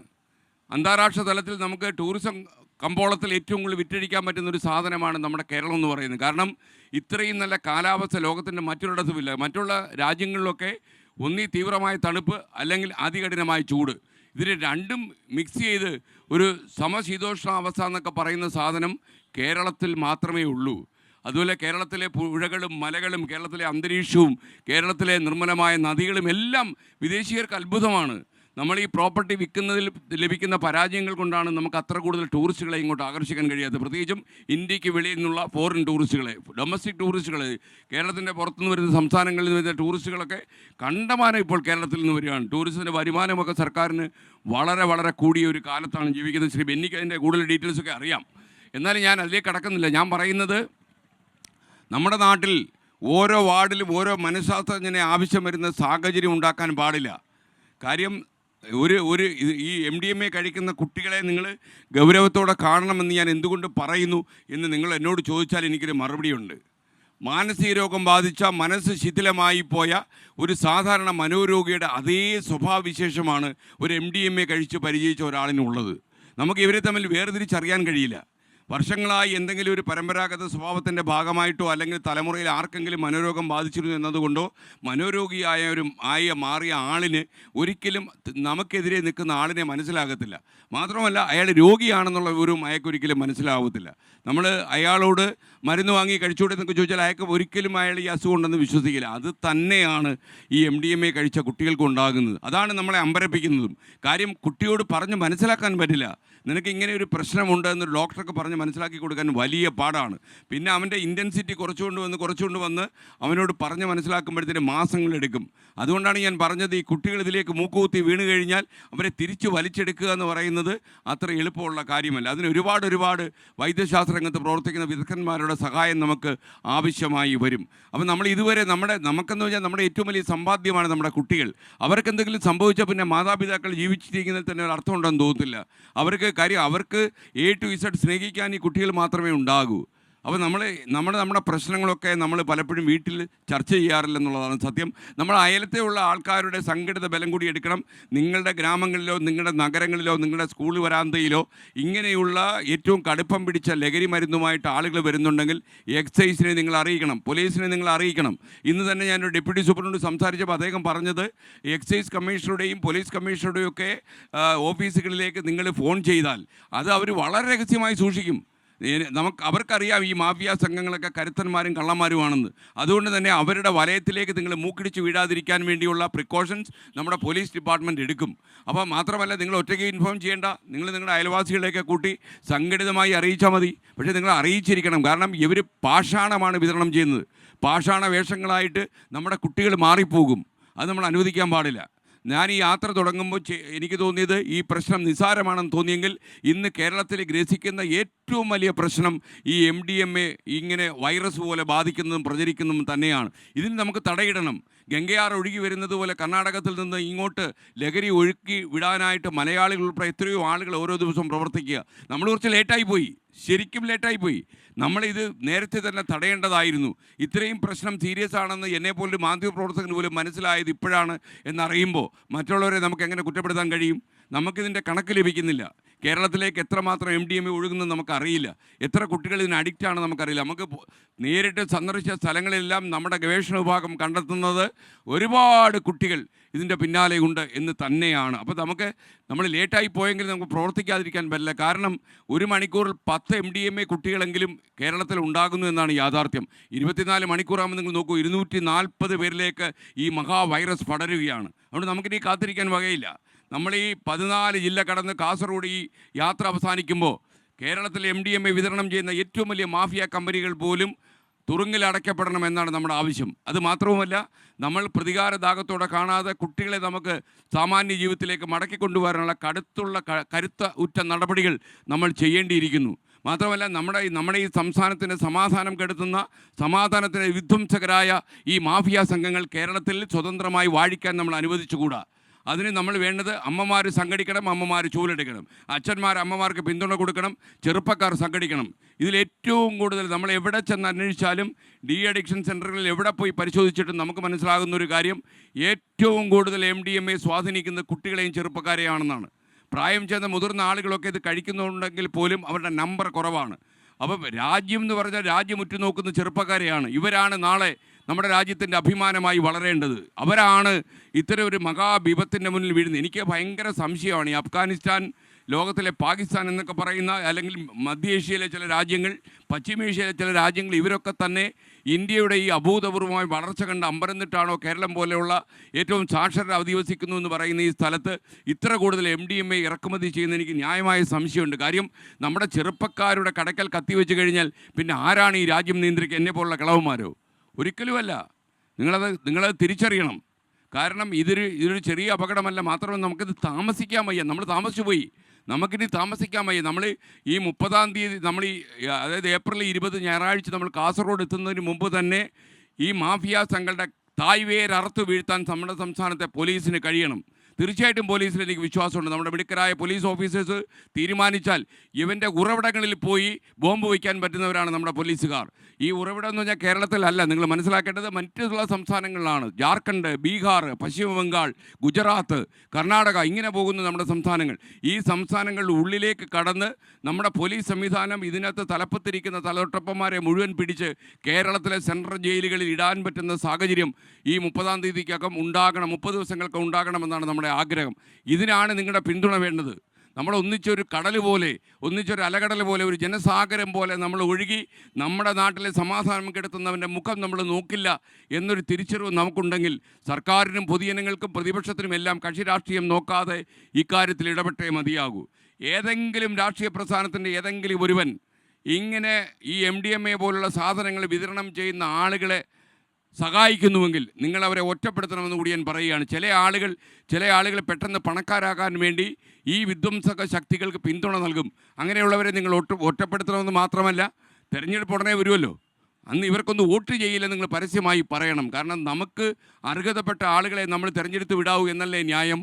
നമുക്ക് വേണ്ടാത്ത ആളുകളെ തിരഞ്ഞെടുത്ത് നിയമസഭയിലേക്ക് അയക്കേണ്ട കാര്യമുള്ളൂ. അപ്പം നമുക്ക് താല്പര്യമുള്ളവരെ മാത്രമേ നമ്മൾ തിരഞ്ഞെടുത്ത് അയക്കാൻ പാടുള്ളൂ. നിർഭാഗ്യവശാൽ റഷ്യ പോലെ ചില രാജ്യങ്ങളിലൊക്കെ തന്നെ ഒരു നിയമസഭാ സാമാജികൻ നമ്മുടെ പ്രതീക്ഷയ്ക്കൊത്ത് പ്രവർത്തിച്ചില്ലെങ്കിൽ തിരിച്ചു വിളിക്കാനുള്ള അവകാശമുണ്ട്. നമ്മുടെ നാട്ടിൽ അങ്ങനെ സംഭവമില്ല. ഒരുത്തൻ തിരഞ്ഞെടുക്കപ്പെട്ടാൽ 5 കൊല്ലവും അയാൾക്ക് ഇതൊക്കെ ആസ്വദിച്ച് കഴിയാം. അതുകൊണ്ട് തന്നെ നമ്മുടെ പ്രതീക്ഷയ്ക്കൊത്ത് ഉയരാത്ത നിയമസഭാ സാമാജികരെ പിടിച്ചു നിർത്തി നിങ്ങൾ പറയണം ഈ കാര്യങ്ങളൊന്നും ഇടപെടാൻ പാടില്ല. കാരണം ഇത് ജനങ്ങളെ നേരിട്ട് ബാധിക്കുന്ന ഒരു പ്രശ്നമാണ്. എനിക്കൊരു രാഷ്ട്രീയക്കാരൻ്റെ അച്ചാരം വാങ്ങേണ്ട ആവശ്യമില്ല. അതുകൊണ്ടാണ് ഞാനിതൊക്കെ പച്ചയായിട്ട് പറയുന്നത്. എല്ലാ കക്ഷി രാഷ്ട്രീയക്കാരും ഒന്നിച്ച് നിൽക്കേണ്ട ഒരു പ്രശ്നമാണിത്. ഒരു പ്രതിസന്ധിയിലേക്ക് കേരളം മൂക്കുകുത്തി വീണ് കഴിഞ്ഞു. ഇനി നമുക്ക് എഴുന്നേറ്റ് നിന്നേ പറ്റൂ. നമുക്ക് നേരെ എഴുന്നേറ്റ് നിൽക്കണമെങ്കിൽ കാര്യക്ഷമമായി നമ്മുടെ ഒരു ഇടപെടൽ അതിനകത്ത് ആവശ്യമാണ്. നിങ്ങൾക്കറിയാമല്ലോ, നമ്മളെപ്പോലുള്ള ആളുകൾ, ഞങ്ങളിവിടെ ഇരിക്കുന്ന ഈ വാർത്താ അവതാരകർ മുഴുവൻ AC റൂമിൽ ശീതീകരിച്ച മുറിയിൽ ഇരുന്ന് വാർത്ത വായിക്കുന്നവരാണ്. നമ്മൾ ഈ 37 ഡിഗ്രി ചൂടടിക്കുന്ന കേരളത്തിലേക്ക് പുല്ലൂർ ചെന്നപ്പോൾ തൂക്കുപാലത്തിൻ്റെ മണ്ടേ കയറി 39 ഡിഗ്രി ആയിരുന്നു അവിടെ. 39 ഡിഗ്രി ചൂടിൽ സൂര്യൻ കത്തിയിറങ്ങുന്ന സമയത്ത് ഇങ്ങനൊരു വിഷയവും ജനങ്ങളുടെ മുമ്പിൽ അവതരിപ്പിച്ച് നമ്മൾ ഇറങ്ങണമെങ്കിൽ ഈ കാര്യം എത്രമാത്രം ഗൗരവപ്പെട്ടതാണ് എന്ന് പ്രിയപ്പെട്ട നാട്ടുകാർ തിരിച്ചറിയണമെന്നാണ് എനിക്ക് പറയാനുള്ളത്. അതുകൊണ്ട് നമ്മൾ 24-ൻ്റെ നിങ്ങൾക്ക് SKN40 എന്ന് പറയുന്ന ഒരു യൂട്യൂബ് ചാനൽ എക്സ്ക്ലൂസീവായിട്ട് ഇതിനായിട്ട് നമ്മൾ തുറന്നിട്ടുണ്ട്. അതായത് ഈ MDMA എങ്ങനെയാണ്, ഈ അസുഖം എങ്ങനെയാണ് ആൾക്കാർ ഇത് പ്രചരിപ്പിക്കുന്നത്, എന്താണ് ഇതിൻ്റെ സാധ്യതകൾ എന്നൊക്കെ ഞങ്ങൾ നടത്തുന്ന പ്രചാരണങ്ങളും ഈ 30 ദിവസത്തെ കാര്യങ്ങളും എല്ലാം അറിയാൻ വേണ്ടി SKN40 അടിച്ച് ഇപ്പോൾ നിങ്ങളൊക്കെ ലൈവായിട്ട് SKN40-യിലുണ്ട്. നിങ്ങൾക്കത് കിട്ടും. അപ്പോൾ ഞാൻ പറയുന്നത് 3 മാസം കഴിഞ്ഞ് നിങ്ങൾ വേണമെങ്കിൽ ഓഫ് ചെയ്ത് കളഞ്ഞോളൂ. പക്ഷേ നിങ്ങളിത് ഓൺ ചെയ്ത് കാണണം. കാരണം ഈ നാട് ചെന്ന് പെട്ടിരിക്കുന്ന പ്രതിസന്ധിയുടെ ആഴം നിങ്ങൾക്ക് മനസ്സിലാക്കണമെങ്കിൽ നിങ്ങളിത് നിരന്തരം കേൾക്കണം. നമ്മൾ രാവിലെ ഇപ്പോൾ പത്രമൊന്നും അങ്ങനെ കാര്യമായിട്ട് വായിക്കത്തൊന്നുമില്ല. പത്രം വന്ന് വെറുതെ കിടക്കുമെന്നല്ലാതെ മഴയും മഞ്ഞും കുളിരുമൊക്കെ അമർന്ന് സുഖിച്ച് തറയിൽ കിടക്കാൻ വിധിക്കപ്പെട്ട ഒരു സാധനത്തിൻ്റെ പേരാണ് ഇപ്പോൾ പത്രം എന്ന് പറയുന്നത്. അപ്പോൾ നമ്മൾ പലപ്പോഴും വാർത്തകൾ അറിയുന്നതൊക്കെ തന്നെ നമ്മുടെ ചാനലുകളിൽ നിന്നും ഓൺലൈൻ മാധ്യമങ്ങളിൽ നിന്നൊക്കെയാണ്. അപ്പം പലപ്പോഴും ഈ ഓൺലൈൻ മാധ്യമങ്ങളിലും ചാനലുകളിലും ഒക്കെ വരുന്ന വാർത്തകളേക്കാൾ 300% ഇരട്ടിയാണ് ഇതിൻ്റെ പ്രചാരണം, ഇതിൻ്റെ വ്യാപനം എന്ന യാഥാർത്ഥ്യം നിങ്ങൾ തിരിച്ചറിയണം. വലിയ അപകടത്തിലൂടെ മലയാളി കടന്നു പോകുന്നു എന്നുള്ളത് നിങ്ങളെ പേടിപ്പിക്കാൻ വേണ്ടി ഞാൻ പറഞ്ഞാൽ അമ്മമാർക്ക് ആശങ്ക വരാനുള്ള സാധ്യതയുണ്ട്. ഇപ്പം തന്നെ പല അമ്മമാരും ടെൻഷൻ അടിച്ചാണ് പറയുന്നത്. വീട്ടിൽ നിന്ന് ഇറങ്ങിപ്പോകുന്ന പയ്യൻസ് എങ്ങനെ തിരിച്ചു വരും എന്നുള്ളത്. മാത്രമല്ല ഇതിൽ ഏറ്റവും എനിക്ക് സങ്കടകരമായി തോന്നിയത് നമ്മുടെ പെൺകുട്ടികൾ, കേരളത്തിലെ പെൺകുട്ടികൾ ഒരിക്കലും MDMA വാഹകരാകും, കാര്യറാകുമെന്ന് ഞാൻ ഒരിക്കലും ആലോചിച്ചിട്ടില്ല. സ്വപ്നത്തിൽ പോലും നമുക്ക് കാണാൻ കഴിയാത്ത കാര്യമാണ്. പെൺകുട്ടികൾ പോലും, നമ്മുടെ പെൺകുട്ടികളൊക്കെ നല്ല ധിക്കാരികളും ധീരന്മാരും ഒക്കെ ആയപ്പോൾ നമ്മൾ സന്തോഷിച്ചവരാണ്. നമ്മുടെ പെൺകുട്ടികൾ ആൺപെൺ വ്യത്യാസമില്ലാതെ പെരുമാറിയപ്പോൾ നമ്മൾ സന്തോഷിച്ചവരാണ്. പാതിരാ നേരത്തും പട്ടാപ്പകലും ഇറങ്ങി നടക്കാൻ അവർ കരുത്ത് കാണിച്ചപ്പോൾ നമ്മൾ പെൺകുട്ടികളെ അംഗീകരിച്ചവരാണ്. അങ്ങനെ തന്നെ വേണമെന്ന് താനും. പക്ഷേ അതേ പെൺകുട്ടികളിൽ ചില ആളുകൾ ഇങ്ങനെയൊക്കെ പ്രവർത്തിക്കുന്നു എന്നുള്ളത് നമുക്ക് വല്ലാത്ത സങ്കടം തോന്നി. എനിക്ക് ഇങ്ങനെയുള്ള ആരെങ്കിലും, ഈ ലഹരി ഉപയോഗിക്കുന്ന ആരെങ്കിലും ഇത് കേട്ടുകൊണ്ട് നിൽക്കുകയാണ്, ഒന്നീ ടെലിവിഷൻ വഴിയോ നമ്മുടെ യൂട്യൂബ് ചാനൽ വഴിയോ കേട്ടുകൊണ്ട് നിൽക്കുകയാണ്, എനിക്ക് അവരോട് പറയാനുള്ളത്, നിങ്ങളുടെ ജീവിതം 10-75 കൊല്ലക്കാലം നല്ല ക്വാളിറ്റി ആയിട്ടുള്ള ലൈഫ് നയിക്കാൻ നിങ്ങൾക്ക് ഈ ജീവിതത്തിൽ കിട്ടിയൊരു പുണ്യം നിങ്ങൾ തകർത്തെറിഞ്ഞ് ഉടയ്ക്കരുത്, തകർത്ത് കളയരുത് നിങ്ങൾ. കാര്യം എൻ്റെ അടുത്ത് ഇപ്പോൾ ഒരു ഡെപ്യൂട്ടി സൂപ്രണ്ട് പറഞ്ഞത്, ഈ MDMA തുടർച്ചയായിട്ട് കഴിക്കുന്ന ആളിൻ്റെ ജീവിതം 7 കൊല്ലമൊക്കെ നീണ്ടു നിൽക്കുമെന്നാണ്. വേറെ ആൾ 12 കൊല്ലം പറഞ്ഞു. ഇരിക്കട്ടെ, 12 കൊല്ലം ഇരിക്കട്ടെ, 12 കൊല്ലമാണോ? 75 കൊല്ലം ഈ മണ്ണിൽ ജീവിക്കാൻ, ഈ മണ്ണിൻ്റെ കാലാവസ്ഥയും കാറ്റുമൊക്കെ ഏറ്റ് മണ്ണിലെ സുഖശീതളമായ അന്തരീക്ഷത്തിൽ കഴിയാൻ വിധിക്കപ്പെട്ട ഒരു ജനത 7-12 കൊല്ലം കൊണ്ട് തൻ്റെ ജീവിതം തട്ടി ഉടയ്ക്കുന്നു എന്ന് പറഞ്ഞാൽ അതെന്തൊരു അപരാധമാണ് നിങ്ങൾ ആലോചിച്ച് നോക്കുക. അതുകൊണ്ട് നമ്മുടെ പെൺകുട്ടികൾ ആരോടാണ് ഫോൺ ചെയ്യുന്നത്? ഈ വീട്ടിലൊക്കെ നമ്മുടെ സ്വകാര്യത നമ്മൾ ലംഘിക്കരുത്, വാട്സപ്പ് നോക്കുമ്പോൾ നമ്മൾ ആരാണെന്ന് ചോദിക്കരുത് എന്നൊക്കെ നമ്മൾ സാധാരണ പറയും വീടുകളിൽ. പക്ഷേ നിങ്ങൾക്ക് കുറച്ച് കാലത്തേക്ക് വീട്ടിൽ അങ്ങനെയൊന്നും വലിയ അവകാശമൊന്നും സംരക്ഷിച്ചു കൊടുക്കേണ്ട. കാരണം ആകെ നമ്മൾ നനഞ്ഞിരിക്കുക, ആകെ നമ്മൾ നനഞ്ഞ സ്ഥിതിക്ക് ഇനി കുളിച്ച് കയറിയേ മാർഗമുള്ളൂ. അതുകൊണ്ട് കുട്ടികൾ വാട്സപ്പിൽ എന്തെങ്കിലുമൊക്കെ സന്ദേശങ്ങൾ അയക്കുമ്പോൾ ആർക്കാണ് മോനെ നീ അയക്കുന്നത്? എവിടെയോ കിടക്കുന്ന വിദേശ നാടുകളിലൊക്കെ എനിക്കൊക്കെ സൗദി അറേബ്യയിൽ നിന്നൊക്കെ ചില ഫോൺ കോളുകൾ വരും കേട്ടോ. അത് അവരുടെ ലാൻഡ് ലൈനിൽ നിന്നാണ് വിളിക്കുന്നത്, ആരാന്നറിയാതിരിക്കാൻ വേണ്ടി. യവന്മാർ പറയുന്ന കാര്യങ്ങളൊക്കെ കേട്ടോ, ഇവനൊക്കെ മലയാളിയാണോ എന്ന് പോലും നമ്മൾ സംശയിച്ചു പോകും. ചിലപ്പോൾ തെറി വിളിക്കും, ചിലപ്പോൾ തന്തയ്ക്ക് വിളിക്കും, ചിലപ്പോൾ മറ്റു ചിലപ്പോൾ വേറെ കാര്യങ്ങൾ പറയും, അല്ലെങ്കിൽ പ്രേമിക്കുക എന്ന് പറയും, പല കാര്യങ്ങൾ പറയും. അപ്പോൾ ഞാൻ പറയാൻ വന്നത്, ഈ വാട്സപ്പ് വഴിയും ഇൻസ്റ്റാഗ്രാം വഴിയും ഫേസ്ബുക്ക് വഴിയും മറ്റ് സോഷ്യൽ മീഡിയ മാധ്യമങ്ങൾ വഴിയും നമ്മുടെ കുട്ടികൾ വേറൊരു ലോകം തേടി പോകുന്നു എന്നുള്ളത് മനുഷ്യ സ്വാതന്ത്ര്യത്തിൻ്റെ പ്രഖ്യാപനമായിട്ട് മാത്രം നമ്മൾ കാണണ്ട. അതിൽ ചതിക്കുഴികൾ ഇരിപ്പുണ്ട്. ഈ ചതിക്കുഴികളിലേക്ക് നമ്മുടെ കുട്ടികൾ വീഴുന്നു എന്ന് നിങ്ങൾ തീർച്ചയായിട്ടും സംശയിക്കണം. അതുകൊണ്ട് കേരളത്തിൽ നമ്മൾ സ്മാർട്ട് ഫോണൊക്കെ വാങ്ങിച്ചു കൊടുത്തിട്ടുണ്ട്. ഐഫോണൊക്കെ എത്രയോ ആളുകൾ, ലക്ഷക്കണക്കിന് ആൾക്കാർ കേരളത്തിൽ ഉപയോഗിക്കുന്നു.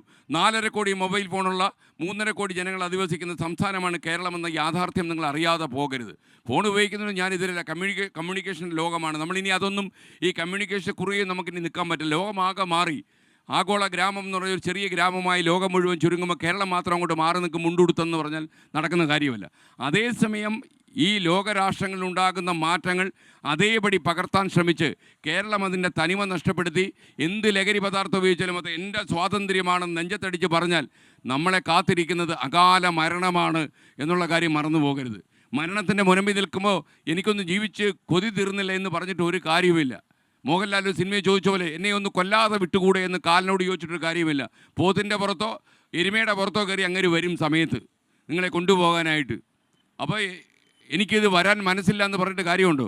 അവസാന ഊർത്തനെടുക്കുന്നതിന് മുമ്പ് ആവശ്യമില്ലാത്ത ഒരുപാട് രോഗങ്ങളുടെ പീഡയിൽ നിങ്ങൾ പീഡനമേറ്റ് മരിക്കുന്നൊരു കാലം ഉണ്ടാകും ഈ നാട്ടിലെന്നുള്ള തിരിച്ചറിവ് ഓരോ മലയാളിക്കും ഉണ്ടാകണമെന്നാണ് എൻ്റെ ആഗ്രഹം.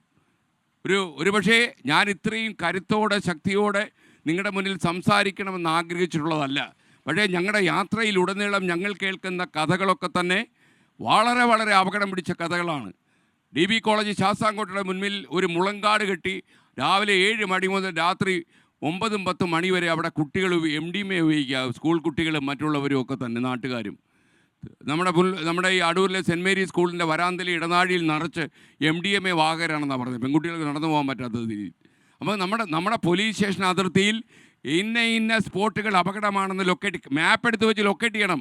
15 സ്ഥലത്ത് നമ്മുടെ സംസ്ഥാനത്തെ മന്ത്രിമാർക്ക് 15 വണ്ടിയും കൊടുത്ത് എസ്കോർട്ട് ഇട്ട് ഓടിക്കാനല്ല പോലീസുകാരെ നിർത്തിയിരിക്കുന്നത്. കേരള പോലീസിങ് ചെയ്യണം. അവർ മിടുക്കരായ പോലീസുകാരുണ്ട്, അവർക്ക് സ്വാതന്ത്ര്യം കൊടുത്തിട്ടുണ്ട്. ഇപ്പോൾ കുറച്ച് കാലം മുമ്പേ കൊടുക്കേണ്ടതായിരുന്നു. ഓരോ ദുർബലമായ സ്പോട്ടുകൾ, ട്രബിൾഡ് സ്പോട്ട് എവിടെയൊക്കെയാണെന്ന് ലൊക്കേറ്റ് ചെയ്ത് അവിടെയൊക്കെ സുരക്ഷാ കവറുകൾ നൽകി നമ്മുടെ പെൺകുട്ടികൾക്ക് മാന്യമായിട്ട് പള്ളിക്കൂടത്തിൽ കയറി പോകാനുള്ള സ്വാതന്ത്ര്യമൊരുക്കുകയും അതേസമയം MDMA പോലെ മാരക വിപത്തായി വഴിയരികിൽ കാത്തു നിൽക്കുന്ന അപരിചിതരെ കയ്യൂടെ പിടിച്ച് സ്റ്റേഷനിൽ കൊണ്ടുപോകാൻ നമ്മുടെ പോലീസ് സംവിധാനം ഉണർന്ന് പ്രവർത്തിക്കണം. ഇപ്പോൾ അവർ കുറച്ച് പ്രവർത്തിക്കുന്നുണ്ട്. വ്യാപകമായ റെയ്ഡുണ്ട്. നിങ്ങൾ ശ്രദ്ധിച്ചിട്ടുണ്ടാവും, കളമശ്ശേരി ഗവൺമെൻറ് പോളിടെക്നിക്കൽ കോളേജിലെ ഹോസ്റ്റൽ മുറിയിൽ റെയ്ഡ് നടത്തിയപ്പോൾ 2 കിലോ കഞ്ചാവ് പിടിച്ചു. 2 കിലോ കഞ്ചാവ് പിടിച്ചതല്ല പ്രശ്നം. ഹോസ്റ്റൽ മുറികളിൽ കുട്ടികൾ ഉപയോഗിക്കാൻ വേണ്ടിയുള്ള കഞ്ചാവല്ല, പുറത്തെ കളമശ്ശേരിയിലും പരിസര പ്രദേശങ്ങളിലുള്ള വാർഡുകളിൽ വിതരണം ചെയ്യാൻ കൊണ്ടുവന്ന കഞ്ചാവാണ് പിടിച്ചത്. മാത്രമല്ല വാട്സപ്പിൽ എവിടെയൊക്കെയാണ് ഈ കഞ്ചാവ് വിതരണം ചെയ്യുന്നതിന് വ്യക്തമായ കാര്യങ്ങൾ രേഖപ്പെടുത്തിയിട്ടുണ്ടായിരുന്നു. നമ്മുടെ കുട്ടികൾ, അതായത് 2000 രൂപയുടെ കഞ്ചാവ് വാങ്ങിച്ചാൽ 2 ലക്ഷം രൂപ കഞ്ചാവ് പുറത്ത് വിൽക്കാമെന്ന് പറയുന്ന സാധാരണ ഒരു കച്ചവടക്കാരൻ്റെ മട്ടിലാണ് കളമശ്ശേരി പോളിടെക്നിക്കിലെ കുട്ടികൾ പെരുമാറിയത് എന്നുള്ളത് നമ്മുടെ എക്സൈസ് ഡിപ്പാർട്ട്മെൻറ്റിനെയും ഞെട്ടിച്ച് കളഞ്ഞു. അപ്പോൾ നമ്മുടെ നാട്ടിൽ നടക്കുന്ന കൊലപാതകങ്ങളും ഇതിനെല്ലാം പിന്നിൽ ഇത്തരം വിപത്തുകളുണ്ട്. അപ്പോൾ ഈ യാത്ര നിങ്ങൾ കൃത്യമായിട്ട് ഈ യാത്ര ഫോളോ ചെയ്യണം. ഈ ഞങ്ങളുടെ ടെലിവിഷൻ ചാനൽ വഴിയല്ല, ഇതിന് എക്സ്ക്ലൂസീവായി നമ്മൾ കൊണ്ടുവന്ന SKN40 എന്ന യൂട്യൂബ് ചാനൽ വഴി നിങ്ങൾ നമ്മോടൊപ്പം ഉണ്ടാകണം. കാരണം നമ്മളൊരു അന്തിമ പോരാട്ടത്തിന് ഇറങ്ങിയിരിക്കുകയാണ്. ലാസ്റ്റ് വാറായിട്ടാണ് ഞാൻ കാണുന്നത്. നമുക്കതിന് ആരോഗ്യമുണ്ടോ എന്ന് ചോദിച്ചാൽ നമ്മൾ ഇല്ലാത്ത ആരോഗ്യം ഉണ്ടാക്കിയിട്ടാണ് നമ്മൾ അടരാടുന്നത്. നമ്മുടെ ഈ യുദ്ധത്തിൽ അണിചേരണം നിങ്ങളെന്ന് പറയുന്നത് നമ്മുടെ കുട്ടികൾ പൂക്കളെ പോലെ തുമ്പിയെ പോലെ തുള്ളിക്കളിച്ച് പാറി നടന്ന് കുട്ടികൾ സ്കൂളിലൊക്കെ വലിയ ചിരിപ്പിച്ചും നടക്കുന്ന കുട്ടികൾ ഭയങ്കരമായ അപകടത്തിലേക്ക് വീഴുമ്പോൾ നമുക്ക് കണ്ണും കെട്ടി നോക്കിയിരിക്കാൻ കഴിയുമോ? അതുകൊണ്ട് തന്നെ ഈ യുദ്ധത്തിൽ നിങ്ങൾ അണിചേരുക. ഇതൊരു ഫൈനൽ വാറാണ്. ഈ ഫൈനൽ വാറിൽ ഈ നാട്ടിൽ ആവശ്യമില്ലാതെ നമ്മുടെ സ്വൈര ജീവിതത്തിന് നടുവിലേക്ക് MDMA പോലുള്ള മാരക വിഷധൂളികൾ എയ്തു വിടുന്ന ഓരോ വൃത്തികെട്ടവനെയും, അവൻ ഇൻ്റർനാഷണൽ മാഫിയയുടെ പിന്മുറക്കാരനാണെങ്കിലും അവനെ അകത്താക്കാനുള്ള നമ്മുടെ അന്തിമ യുദ്ധത്തിൽ നിങ്ങൾ പോരാളിയാവുക.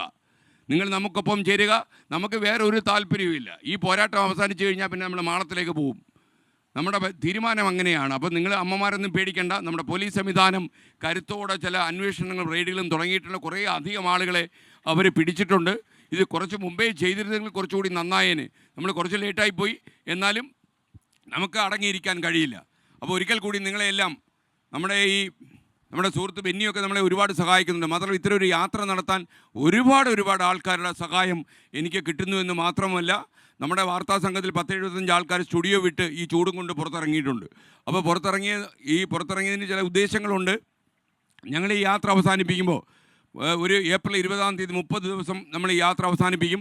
അടുത്ത 15 ദിവസങ്ങൾ കൊണ്ട് ഇതിൻ്റെ ഒരു റിപ്പോർട്ട് തയ്യാറാക്കി ഞങ്ങൾ CID ഓഫീസർമാരെ പോലെ പല സ്ഥലത്തും പലതും അന്വേഷിച്ച് ഞങ്ങൾക്ക് കിട്ടുന്ന കാര്യങ്ങളൊക്കെ കോൺഫിഡൻഷ്യൽ രേഖകൾ ഉൾപ്പെടെ എല്ലാ കാര്യങ്ങളും എഴുതിയൊരു പ്രബന്ധം പോലെ മുഖ്യമന്ത്രി പിണറായി വിജയന് സമർപ്പിക്കും. പ്രതിപക്ഷ നേതാവ് VD സതീശൻ്റെ സാന്നിധ്യത്തിൽ തിരുവനന്തപുരത്ത് നടത്താൻ പോകുന്ന ഒരു കോൺക്ലേവിലായിരിക്കും ഞങ്ങളിത് സമർപ്പിക്കുക.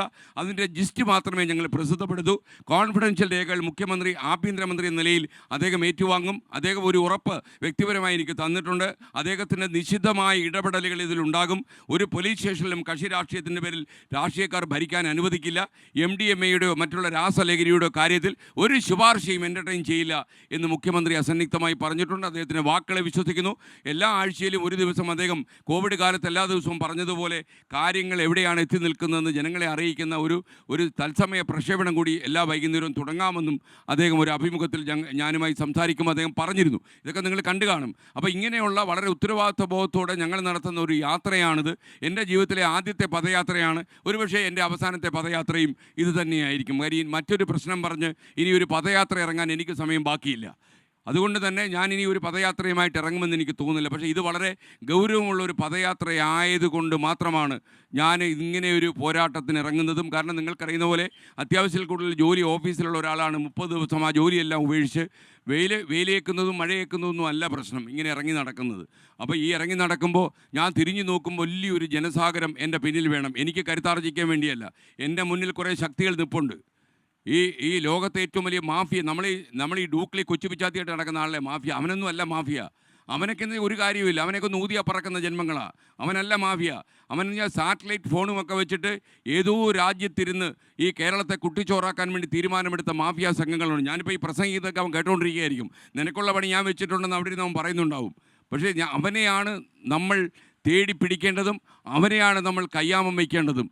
അവനാണ് ലോകത്ത് നിങ്ങൾക്കറിയുമെന്നറിയില്ല, ലാറ്റിൻ അമേരിക്കൻ രാജ്യങ്ങളിലെ ചില രാജ്യങ്ങളിൽ നിന്നൊക്കെ തന്നെ കേരളത്തിലേക്ക് ഈ സാധനം ഒഴുകുകയാണ്.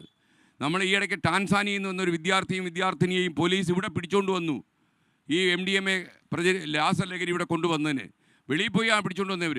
കാര്യം നിങ്ങൾക്കറിയുമെന്നറിയില്ല, ഇപ്പോൾ ജാർഖണ്ഡ് പോലെ ഒരു സംസ്ഥാനത്ത് നമ്മുടെ പോലീസുകാർ ചെന്ന് കഴിഞ്ഞാൽ അത്ര എളുപ്പം ഒരു ഗ്രാമത്തിലൊന്നും പോയി പിടിച്ചുകൊണ്ട് വരാൻ പറ്റത്തില്ല. കാരണം അവിടെ പോയി ഒരു പോലീസ് സ്റ്റേഷനിൽ ഞാനിങ്ങനെ പ്രതിയെ അന്വേഷിച്ച് വന്നതെന്ന് പറയുമ്പോൾ തന്നെ അകത്തോട്ട് പോയി ആ പോലീസുകാർ വിളിച്ചവർ, എടാ മോനെ നിന്നെ അന്വേഷിച്ച് കേരളത്തിൽ പോലീസുകാർ വന്ന് സ്ഥലം വിട്ടോളാൻ പറയും. അപ്പോൾ മാത്രമല്ല ഈ പോലീസുകാരും അവിടെ ഈ മിക്ക സംസ്ഥാനങ്ങളിലെ പോലീസുകാരും കള്ളന്മാരും കൊള്ളക്കാരും തമ്മിലൊരു നെക്സസ് ഉണ്ട്. ആ നെക്സസ് ബ്രേക്ക് ചെയ്യാൻ ഭയങ്കര പാടാണ്. കാരണം ഈ പോലീസുകാരെക്കാൾ ബുദ്ധിമാന്മാരായ കൊള്ളക്കാരാണ് അവിടെ ഉള്ളത്. അവരെയാണ് മാഫിയ സംഘം നമ്മൾ വിളിക്കേണ്ടത്. അല്ല ചെറിയ ചെറിയ നമ്മുടെ നാട്ടിൽ ചെറുകിട കൈപ്പിഴയൊക്കെ കാണിക്കുന്ന ആൾക്കാരല്ല മാഫിയ സംഘം എന്ന് പറയുന്നത്. പക്ഷേ നമ്മുടെ നാട്ടിൽ MDMA പ്രചരിപ്പിക്കുന്നതിൽ മലയാളികൾക്ക് വലിയൊരു പങ്കുണ്ട്. കാര്യം കർണാടകത്തിൽ നിന്നൊക്കെ ഈ സാധനം ഇങ്ങോട്ട് ഒഴുക്കിക്കൊണ്ട് വരുന്നത് ഈ മലയാളികൾ തന്നെയാണ്. അപ്പോൾ നിങ്ങൾക്ക് ഞാനിപ്പോൾ ഇത്രയും സംസാരിച്ച് കഴിയുമ്പോൾ നിങ്ങൾക്ക് ആകെ പ്രശ്നമായി കാണും, മൊത്തം ടെൻഷനായി കാണും. വീട്ടിലുള്ള കുട്ടികളുടെ മുഖമായിരിക്കും നിങ്ങൾ ഇടയ്ക്കിടയ്ക്ക് ഓർമ്മിക്കുന്നത്. വീട്ടിൽ പോയി കിടന്നാൽ പാചകട്ടി കയറി നിങ്ങൾ ഉറങ്ങത്തില്ല, എനിക്കറിയാം. നിങ്ങൾ ഉറങ്ങാതിരുന്നിട്ട് കാര്യമില്ല. നിങ്ങൾക്ക് വേണ്ടത് ആത്മധൈര്യവും നിങ്ങൾക്ക് വേണ്ടത് മുന്നോട്ട് പോകാനുള്ള തീരുമാനവുമാണ്. നമ്മുടെ കുടുംബത്തിൽ ഭയങ്കരമായ ബന്ധങ്ങളുടെ ദാർഢ്യമുള്ള ഒരു സംസ്ഥാനമാണ്. അമ്മയെന്ന് ഉറക്കം വിളിച്ചു കഴിഞ്ഞാൽ അമ്മ ഉറക്കത്തിൽ പോലും ഞെട്ടി ഉണരുന്ന കുടുംബ ബന്ധങ്ങളുടെ ആഴം നമുക്കുണ്ട്. ആ ആഴം നമുക്ക് എവിടെ നഷ്ടപ്പെട്ടോ അവിടെ നിന്നാണ് പ്രശ്നങ്ങൾ ആരംഭിച്ചത്. നമുക്കിതിനറുതിയായേ പറ്റൂ, അവസാനം കണ്ടെത്തണം. അപ്പം നിങ്ങൾ ഒന്നിച്ച് നിൽക്കുക. നമ്മൾ ഈ പറയുന്ന ഏറ്റവും വലിയ നമ്മുടെ നാടിനെ കോവിഡിന് ശേഷം ഗ്രസിച്ചിട്ടുള്ള ഏറ്റവും വലിയ ഈ അപകടത്തെ എന്ത് വില കൊടുത്തും നമ്മൾ നേരിടും എന്ന് മനസ്സിൽ ആഴത്തിൽ പറ്റുമെങ്കിൽ ഒരു തീക്കൊള്ളി കൊണ്ട് നെഞ്ചിൽ എഴുതി സൂക്ഷിച്ച് നിങ്ങളിന്ന് വീട്ടിലേക്ക് മടങ്ങാവൂ. അല്ലെങ്കിൽ ഇത് എന്നെ ബാധിക്കില്ല, എൻ്റെ മക്കളൊക്കെ നല്ല മിടുക്കരാ, നല്ല സ്നേഹം. ഒരിക്കലുമില്ല എൻ്റെ മക്കൾ നിൻ്റെ മക്കൾ എന്നില്ല.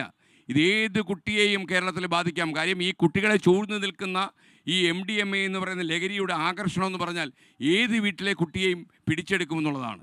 അതുകൊണ്ട് നിങ്ങൾ ശ്രദ്ധിക്കുക, ജാഗ്രത പാലിക്കുക, കുട്ടികളുടെ കാര്യത്തിൽ കൂടുതൽ ശ്രദ്ധ വയ്ക്കുക. പേരൻസും ടീച്ചേഴ്സ് അസോസിയേഷനും സജീവമായി പ്രവർത്തിക്കുക. കളിക്കളങ്ങളൊക്കെ ഓപ്പൺ ചെയ്ത് കൊടുക്കുക. കുട്ടികൾ നാടകം പഠിക്കട്ടെ, കുട്ടികൾ പാട്ട് പാടട്ടെ, കുട്ടികളെ പ്രസംഗിക്കട്ടെ, കുട്ടികൾ ലളിതഗാനം പാടട്ടെ. കുട്ടികൾക്ക് എല്ലാവിധമായ സർഗ്ഗവാസനകളും പ്രോത്സാഹിപ്പിച്ച് വിടുക. അവർക്ക് ഒരുപാട് സമയമുണ്ട് ഇപ്പോൾ ജീവിതത്തിൽ. അപ്പോൾ ആ സമയം നല്ല കാര്യത്തിന് ഉപയോഗിക്കാൻ നിങ്ങൾ പ്രേരിപ്പിക്കുക. ഇതിൽ കൂടുതൽ പറഞ്ഞാൽ എൻ്റെ തൊണ്ട പണിമുടക്കുമെന്നുള്ളതുകൊണ്ട് ഞാൻ അവസാനിപ്പിക്കുന്നു. നമുക്ക് നമ്മുടെ ഏറ്റവും അവസാന ദിവസം നിങ്ങൾ നമ്മുടെ കൂടെ ഒന്നിച്ചുണ്ടാക്കണം. നിങ്ങളുടെ കൂടെ ഞാനും ഉണ്ടാകും. ബായ്. കയ്യിലേക്ക് ഒരു ഫോം തന്നിട്ടുണ്ട്, എല്ലാവർക്കും കിട്ടിയെന്ന് വിചാരിക്കുന്നു. അതൊന്ന് ഫോമൊക്കെ ഒന്ന് പൂരിപ്പിച്ച് അതിൻ്റെ താഴെ നിങ്ങളുടെ മൊബൈൽ നമ്പറും പേരും അത് എഴുതേണ്ട സ്ഥലത്ത് എഴുതിയിട്ട് അത് കീറിയിട്ട് ആ ചെറിയ കൂപ്പൺ പോലെ അത് ഇതിനകത്ത് ഇടുക. ബാക്കി നമ്മളുടെ കയ്യിൽ തിരിച്ചു തരിക. അതിനൊരു കാരണമുണ്ട്. 14 ജില്ലകളിൽ നിന്നും ഓരോ ഭാഗ്യശാലിയെ നമ്മൾ തിരഞ്ഞെടുക്കും. 2 ദിവസമാണ് ആലപ്പുഴയിലുള്ളെങ്കിൽ 2-ാം ദിവസം, അതായത് ഇന്ന് വൈകിട്ട് ഇപ്പോൾ ഇത് കഴിയുമ്പോൾ നമ്മൾ നറുക്കെടുക്കും. അതിൽ നിന്ന് ആ ഒരു ഭാഗ്യശാലിക്ക് ബെന്നീസ് റോയൽ ടൂർസ് നൽകുന്ന സിംഗപ്പൂരിലേക്ക് 4 ദിവസത്തെ സൗജന്യ ക്രൂയിസ് യാത്ര.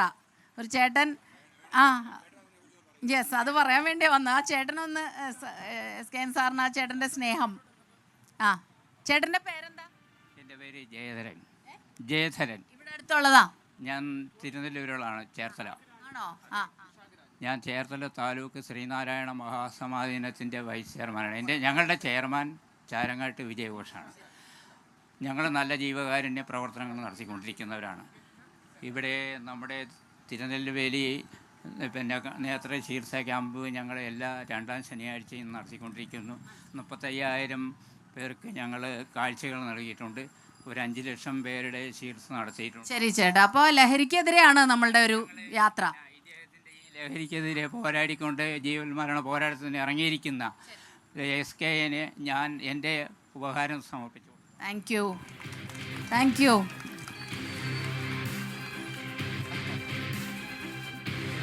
ശരി, അപ്പോൾ ബെന്നീസ് റോയൽ ടൂർസ് നമ്മൾ പറഞ്ഞല്ലോ, ഒരുപാട് പേര് നമുക്ക് പിന്തുണയുമായി നമുക്കൊപ്പം ഉണ്ട്.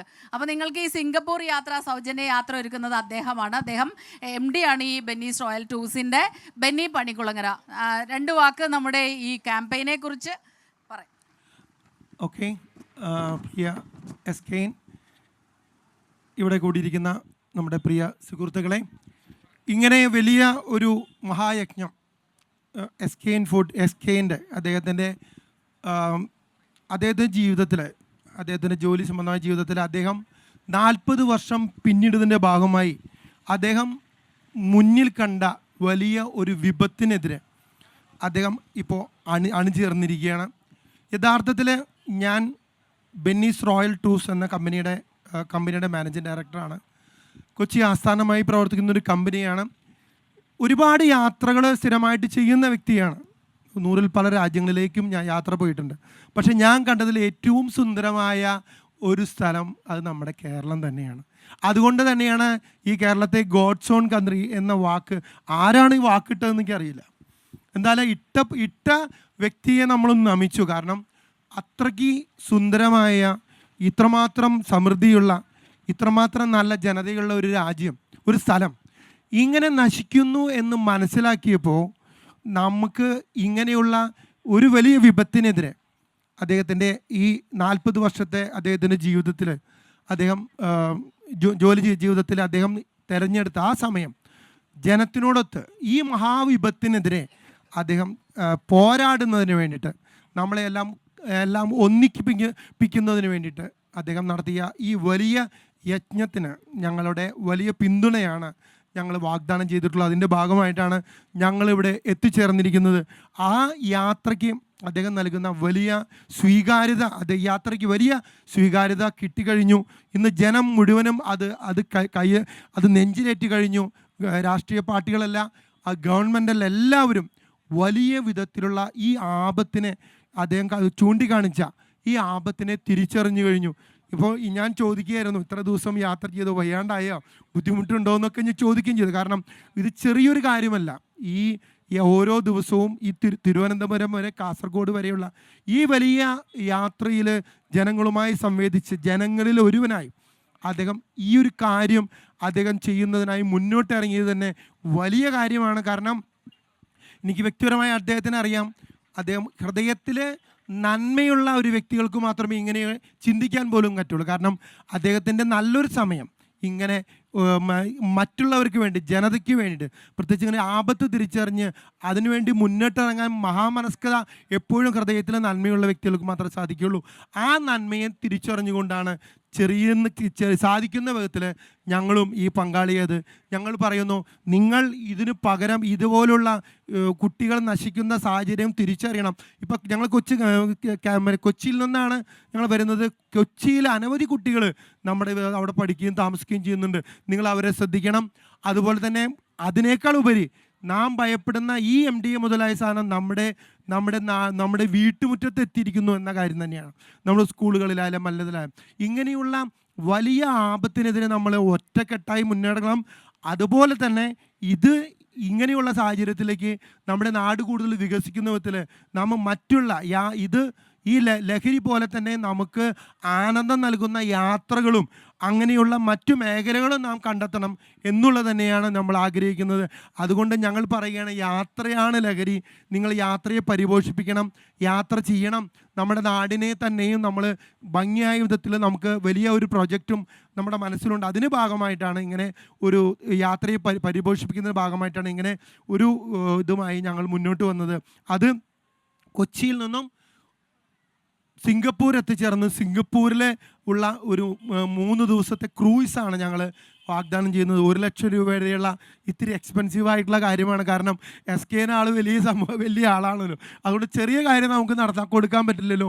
അതുകൊണ്ട് നമുക്ക് ഏറ്റവും നല്ല യാത്ര നമ്മൾ സമ്മാനിക്കും. അദ്ദേഹത്തിൻ്റെ ഈ SKNൻ്റെ ഈ ചെയ്യുന്ന വലിയ ഉദ്യമം നിങ്ങളുടെ യാത്രയിലൂടെ നിങ്ങൾ ഓർക്കണം. ഓർക്കാൻ വേണ്ടിയാണ് ഏറ്റവും നല്ല ഒരു യാത്ര, അതും ഏറ്റവും എക്സ്പെൻസീവായിട്ട് യാത്ര ഞങ്ങൾ കൊടുക്കുന്നത്. അതും ഇതുവരെ യാത്ര ചെയ്യാൻ സാധിക്കാത്ത, ഫ്ലൈറ്റിൽ പോലും കയറാത്ത വ്യക്തികളെയാണ് ഞങ്ങൾ ഈ യാത്രയിൽ പങ്കാളിയാൻ ആഗ്രഹിക്കുന്നത്. അത് ഞങ്ങളുടെയും ഒരു ആഗ്രഹമാണ്. എല്ലാവരും ലോകം കാണണം. അപ്പോഴാണ് നമ്മുടെ രാജ്യത്തിൻ്റെയും ഇതിൻ്റെയും മഹത്വം നമുക്ക് മനസ്സിലാകുകയുള്ളൂ. അങ്ങനെ 26-ാം തീയതി ഏപ്രിൽ 26 ഈ യാത്ര കാസർഗോഡ് അവസാനിച്ചതിൻ്റെ 5ാം ദിവസമാണ് നമ്മുടെ ഈ യാത്ര പുറപ്പെടുന്നത്. ഇവിടെ നിന്ന് സിംഗപ്പൂർ എയർവേസിലാണ് യാത്ര ആരംഭിക്കുന്നത്.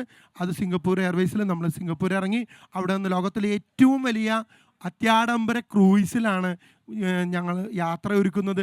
അതിൻ്റെ എല്ലാ ചെലവുകളും കൊച്ചി മുതൽ തിരിച്ച് കൊച്ചിയിലെത്തുന്നത് വരെയുള്ള എല്ലാ ചെലവുകളും ഞങ്ങൾ ഫ്രീ ആയിട്ടാണ് ഞങ്ങൾ ഇതിനെ സ്പോൺസർ ചെയ്യുന്നത്. അങ്ങനെ സാധിക്കുന്ന വിധത്തിൽ ഈ യാത്രയോട് വലിയ വിധത്തിൽ ഐക്യദാർഢ്യമാണ് ഞങ്ങൾ ബെന്നീസ് റോയൽ ടൂർസ് ഇതിനോട് പ്രഖ്യാപിക്കുന്നത്. Thank you. അപ്പോൾ എല്ലാവരും ആ ഫോം പൂരിപ്പിച്ചിട്ടുള്ളൂ കേട്ടോ. പെട്ടെന്നൊരു യാത്ര അല്ലേ, നല്ലതല്ലേ അത്? അപ്പോൾ വേഗം തന്നെ ആയിക്കോളൂ. ഇനി നമുക്കിവിടെ ഈ ലഹരി വിരുദ്ധ ക്യാമ്പയിൻ സംഘടിപ്പിച്ച academy education centre director G. Vishakharaj നമ്മൾക്കിങ്ങനെ ഓരോരുത്തരായി നമ്മുടെ കൂടെ പിന്തുണയുമായി മുന്നോട്ട് വരികയാണ്. അപ്പോൾ അദ്ദേഹം നിങ്ങളോട് ഇതിനെക്കുറിച്ച് 2 വാക്ക് സംസാരിക്കും.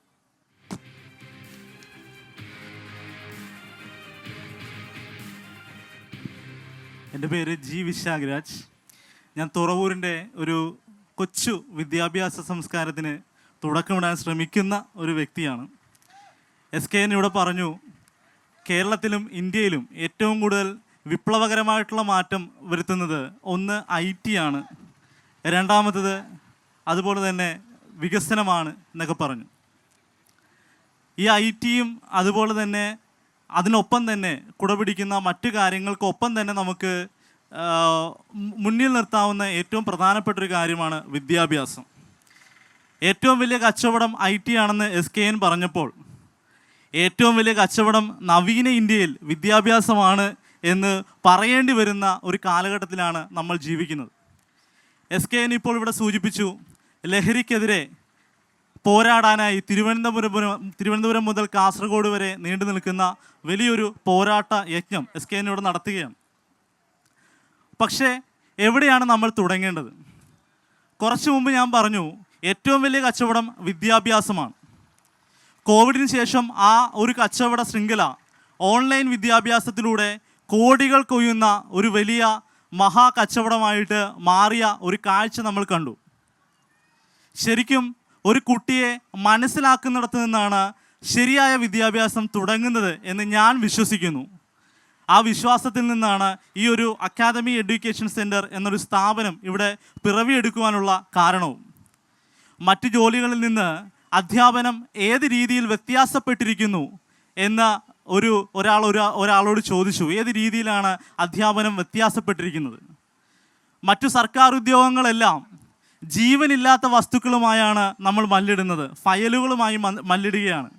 പക്ഷേ അധ്യാപനം മാത്രം എപ്പോഴും ജീവനുള്ള വസ്തുക്കളുമായിട്ടാണ് മല്ലിടുന്നത്. അത് നമ്മുടെ പ്രധാനപ്പെട്ട കുട്ടികളാണ്. വിദ്യാഭ്യാസം തുടങ്ങുന്നത് realisation of the children, realisation of the mind. മനുഷ്യൻ്റെ അല്ലെങ്കിൽ കുട്ടികളുടെ മനസ്സിനെ മനസ്സിലാക്കുമ്പോഴാണ് എന്ന് വിശ്വസിക്കുന്ന ഒരു അധ്യാപകനാണ് ഞാൻ. ഓൺലൈൻ ക്ലാസ്സുകളിൽ ഇരിക്കുമ്പോൾ ആ അധ്യാപകന് എത്രത്തോളം കുട്ടികളുടെ മനസ്സിനെ മനസ്സിലാക്കി പ്രതികരിക്കാൻ സാധിക്കും എന്നുള്ളതിൽ തെല്ല് ആശങ്ക എനിക്കുണ്ട്. ആ ആശങ്ക എല്ലാവർക്കും, എല്ലാ മാതാപിതാക്കൾക്കും ഉണ്ടാവും. കാരണം ഇപ്പോൾ ഓൺലൈൻ വിദ്യാഭ്യാസ കാലഘട്ടത്തിലൂടെയാണ് നമ്മൾ കടന്നു പോകുന്നത്.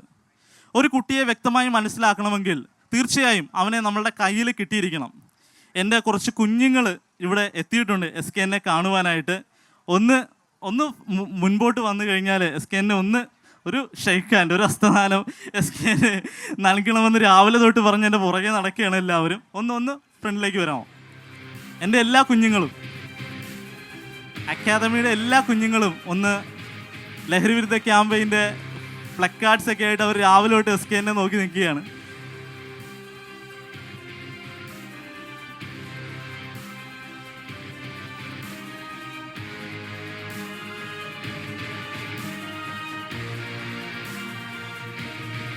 എല്ലാവരും ഒന്ന് പെട്ടെന്ന് നിന്ന് ഒരു ഫോട്ടോ വേഗം എടുക്കാം. വേഗം നിൽക്കും.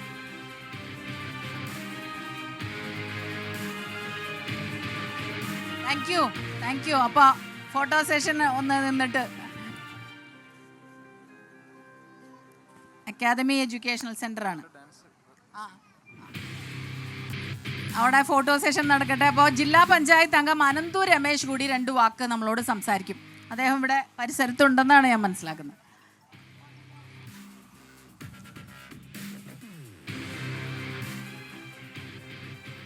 നമസ്കാരം പ്രിയപ്പെട്ടവരെ. SKN40 എന്ന പേരിൽ ഒരു മഹത്തായ പരിപാടി, ലഹരിക്കെതിരായിട്ടുള്ള വലിയൊരു ക്യാമ്പയിൻ കേരളത്തിൽ നടക്കുകയാണ്.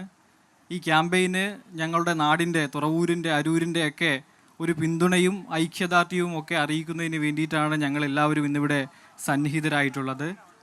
നമ്മുടെ സംസ്ഥാന ഗവൺമെൻറ് ഇന്ന് വലിയ രീതിയിലുള്ളൊരു പരിപാടിക്ക് തുടക്കം കുറിച്ചിട്ടുണ്ട്. നിയമസഭയിൽ അതിൻ്റെ ആലോചനാ യോഗമൊക്കെ ചേർന്നു. തദ്ദേശ സ്വയംഭരണ സ്ഥാപനങ്ങൾ എന്ന നിലയിൽ ഞങ്ങളുടെ ഭാഗത്തു നിന്നും അതിൻ്റെ പ്രവർത്തനങ്ങൾ നടന്നുകൊണ്ടിരിക്കുകയാണ്. ആലപ്പുഴ ജില്ലാ പഞ്ചായത്ത് മെമ്പറാണ് ഞാൻ. ആലപ്പുഴ ജില്ലാ പഞ്ചായത്ത് ഈ വർഷം തന്നെ സ്പോർട്സാണ് ലഹരി എന്ന പേരിൽ ഒരു വലിയ ക്യാമ്പയിൻ ആരംഭിച്ചു.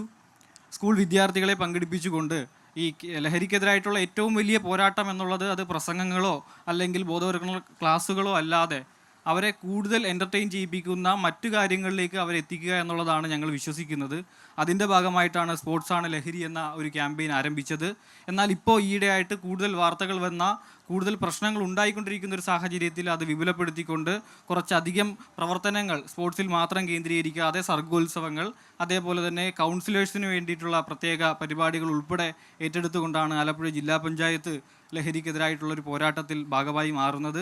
ഇപ്പോൾ സംസ്ഥാന ഗവൺമെൻറ് കൂടി അതിൻ്റെ പ്രവർത്തനങ്ങളെല്ലാം തന്നെ ഏറ്റെടുക്കുന്നുണ്ട്. അപ്പോൾ നമുക്ക് എല്ലാവർക്കും ഒരുമിച്ച് നിന്നുകൊണ്ട് ഈ ലഹരിക്കെതിരായിട്ടുള്ള പോരാട്ടത്തിൽ പങ്കുചേരാം എന്നുള്ളത് മാത്രമാണ് പറയുന്നത്. അതിനുവേണ്ടി പ്രത്യേകമായ ഇടപെടൽ നടത്തുന്ന 24 ചാനലിനെ ഞങ്ങളുടെ എല്ലാവരുടെയും പിന്തുണ, തുറവൂരിൻ്റെ, ഈ നാടിൻ്റെ, അരൂരിൻ്റെ ഒക്കെ പിന്തുണ അറിയിക്കുന്നു. നന്ദി, നമസ്കാരം. ഒരു ചെറിയ കാര്യം കൂടെ പറയുകയാണ്. നമ്മുടെ അക്കാദമി എഡ്യൂക്കേഷൻ സെൻ്ററിൻ്റെ 2ാമത് സ്ഥാപനം ഈ വരുന്ന 30-ാം തീയതി രാവിലെ 10 മണിക്ക് ബഹുമാനപ്പെട്ട MLA ദലീമ നിർവഹിക്കുകയാണ്. SKNൻ്റെ എല്ലാ ഭാഗങ്ങളും പ്രതീക്ഷിക്കുന്നു. അപ്പോൾ ഈ ഗ്രാമീണ അന്തരീക്ഷത്തിൽ ഇങ്ങനെ രാത്രി ഇരിക്കുമ്പോൾ ചൂടിനൊക്കെ ഒരു കുറവ് ഫീൽ ചെയ്യുന്നുണ്ട് അല്ലേ? എല്ലാവരും നമുക്ക് ഐക്യദാർഢ്യം പ്രഖ്യാപിച്ചെത്തിയിരിക്കുകയാണ്. ആ പ്ലക്കാർഡുകളിലൊക്കെ എഴുതി വെച്ചിരിക്കുന്നതൊക്കെ ലഹരിയിൽ കുടുങ്ങരുത് എന്നുള്ളതാണ്. അതുതന്നെയാണ് പറയാനുള്ളത്. നമ്മൾ ജീവിതം എത്ര മധുരമുള്ളതാണ്, എത്ര സൗന്ദര്യമുള്ളതാണ്. അപ്പം നമ്മളിപ്പോൾ ഒരു വഴിയിൽ പോകുന്ന വഴിക്ക് ഒരു ട്രെയിനിൽ ഒരു സ്ഥലത്തേക്ക് പോകാനുണ്ട്. അപ്പോൾ ട്രെയിനിൽ കയറി കഴിഞ്ഞപ്പോഴാണ് മനസ്സിലായത് നമ്മൾ പോകേണ്ട ട്രെയിനിലല്ല കയറിയത്, തെറ്റിപ്പോയി. അപ്പോൾ നമ്മൾ എന്താ ചെയ്യുക? നമ്മൾ അടുത്ത സ്റ്റേഷനിൽ ഇറങ്ങുമല്ലേ? പെട്ടെന്ന് ഇറങ്ങണം. കാരണം വഴി കൂടുന്തോറും നമുക്ക് തിരിച്ചു വരാനുള്ള യാത്രാദൂരം കൂടും, ചെലവും കൂടും. അതുപോലെയാണ് ലഹരി എന്തെങ്കിലും എപ്പോഴെങ്കിലും ഉപയോഗിച്ചിട്ടുണ്ടെങ്കിൽ അത് പെട്ടെന്ന് തന്നെ തുറന്നു പറയുക. നമ്മുടെ കൂടെയുള്ളവർ ആരെങ്കിലും ഉപയോഗിക്കുന്നുണ്ടെങ്കിലും അങ്ങനെ തന്നെ ആകണം. അപ്പോൾ അങ്ങനെ ഒന്ന് ചെറുതായിട്ട് തെറ്റിയെന്ന് കരുതി നിങ്ങൾ ഭയപ്പെടാനില്ല. അതിൽ നിന്ന് എത്രയും പെട്ടെന്ന് പുറത്തു കിടക്കണം. ഈ ലഹരി വിരുദ്ധ സന്ദേശവുമായി നമ്മളിങ്ങനെ യാത്ര തുടരുകയാണ്. നമുക്ക്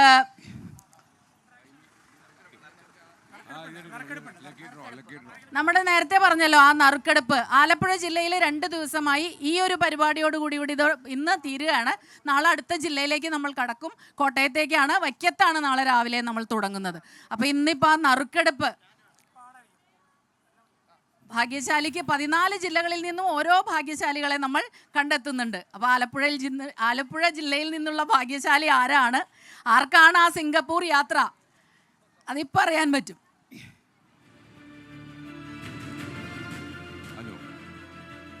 hello Benny, hello Benny royal ടൂർസിലെ മാനേജിങ് ഡയറക്ടർ ശ്രീ ബെന്നി, അദ്ദേഹത്തിൻ്റെ സാന്നിധ്യത്തിലല്ലേ? അല്ല, അങ്ങെടുക്കണ്ട. അങ്ങെടുത്ത് കഴിഞ്ഞാൽ കൃത്രിമം നടക്കും, സ്വജനപക്ഷപാതമൊക്കെ നടക്കും. അപ്പോൾ അദ്ദേഹത്താണ് ആൾക്കാരെ കൊണ്ടുപോകുന്നത്. അദ്ദേഹം ഇഷ്ടപ്പെട്ട ആൾക്കാരെ അല്ലേ, അത് അനുവദിക്കില്ല. അപ്പോൾ നമുക്ക് ഒരു മോള് വന്നേ. മോളെ പേരെന്താ? മിടുക്കി കുട്ടികാരൻ്റെ പേരെന്താ മോളെ? ഇട വേഗം ഇതാ, ചിലപ്പോൾ നിങ്ങളായിരിക്കും. മോളെ, ഇത് ഞാനൊരു ഇളക്കിളക്കാം കേട്ടോ മോളെ. മോള് കൈ കൊണ്ട് ഇളക്കാൻ പറ്റുമോ? പേരെന്താ? അഭിരാമി. അഭിരാമി. മോള് ഇതിനകത്ത് ഇളക്കിയിട്ട് ഇങ്ങനെ ഇളക്കി അകത്തുനിന്ന് എടുക്കണം. അകത്തൊരാൾ കിടക്കും. നന്നായിട്ട്.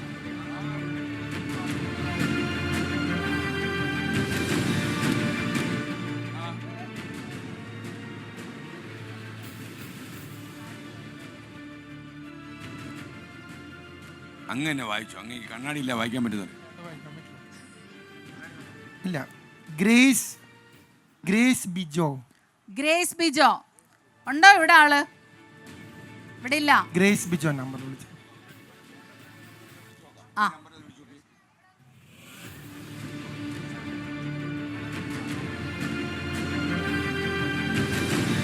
ഒരു നിമിഷം നമുക്ക് ഈ ഒരു മൊബൈൽ ഫോൺ നമ്പർ തന്നിട്ടുണ്ടല്ലോ, അതിലൊന്ന് വിളിച്ചു നോക്കാം. ചിലപ്പോൾ ഓർക്കാപ്പുറത്ത് ഭാഗ്യം വന്ന് കയറുമ്പോഴേ ബോധം കെട്ട് തറയി വീഴുമെന്ന് അറിയാമല്ലോ. ഓക്കെ,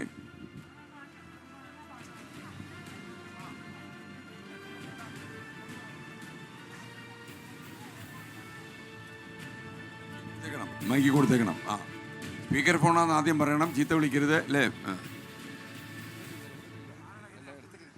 നമ്മുടെ നാട്ടിൽ ആവശ്യത്തിന് വിളിച്ച് ആരെയും കിട്ടത്തില്ല കേട്ടോ.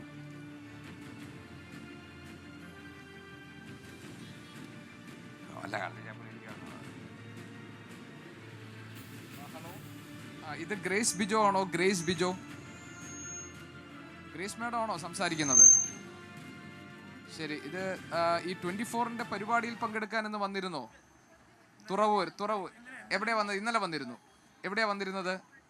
ആലപ്പുഴയിൽ വന്നിരുന്നു. ശരി, അപ്പം ഞാൻ SKN ഒന്ന് കൊടുക്കാം. ഇത് സ്പീക്കർ ഫോണിൽ ഇട്ടിരിക്കുക, വേണ്ടാത്തൊന്നും പറയരുത്.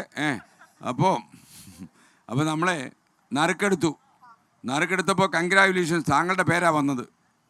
സിംഗപ്പൂരിലേക്ക് വിമാനം കയറാനായിട്ടുള്ള സംഭവം തയ്യാറായിക്കൊള്ളുക.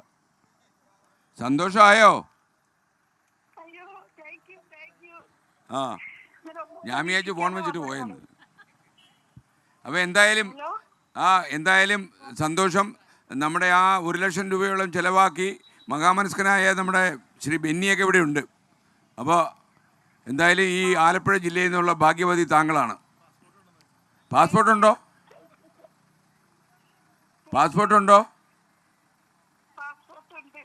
കരഞ്ഞു പോയി കേട്ടോ.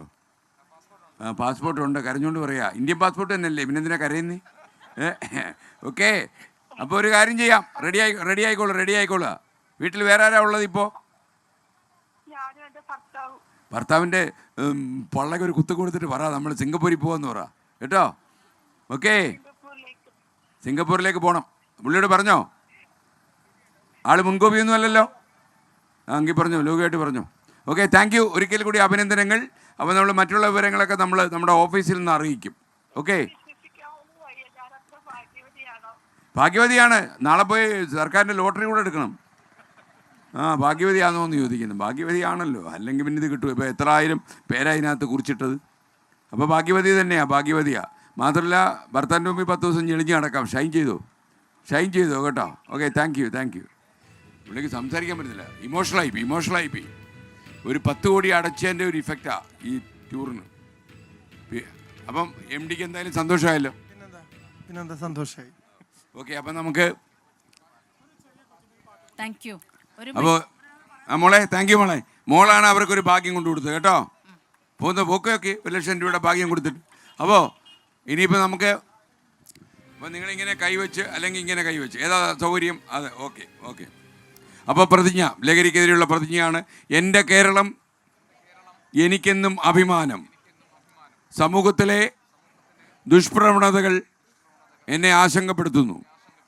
മദ്യവും മയക്കുമരുന്നും കുട്ടികളെപ്പോലും ഇരയാക്കുന്ന കാലം. നിരപരാധികൾ ലഹരി വലയിൽ കുടുങ്ങിപ്പോകുന്നു. ലഹരി മാഫിയയുടെ വ്യാപനം ഞാൻ തിരിച്ചറിയുന്നു. അതിനാൽ പ്രത്യക്ഷമായോ പരോക്ഷമായോ ലഹരി മരുന്ന് പ്രോത്സാഹിപ്പിക്കില്ലെന്ന് ഇതിനാൽ ഞാൻ പ്രതിജ്ഞ ചെയ്യുന്നു. സമൂഹത്തെ മുറിവേൽപ്പിക്കുന്ന ലഹരി വ്യാപനം സർവശക്തിയുമെടുത്ത് തടയുമെന്ന് ഇതിനാൽ പ്രതിജ്ഞ ചെയ്യുന്നു. പ്രതിജ്ഞ. Thank you. जनगणमन अधिनायक जय हे भारत भाग्य विधाता पंजाब सिंध गुजरात मराठा द्राविड उत्कल बंगा विंध्य हिमाचल यमुना गंगा उच्चल जलधि तरंगा तव शुभ नामे जागे तव शुभ आशीष मांगे गाहे तव जय गाथा जनगण मंगलदायक जय हे भारत भाग्य विधाता जय हे जय हे जय हे जय जय जय जय हे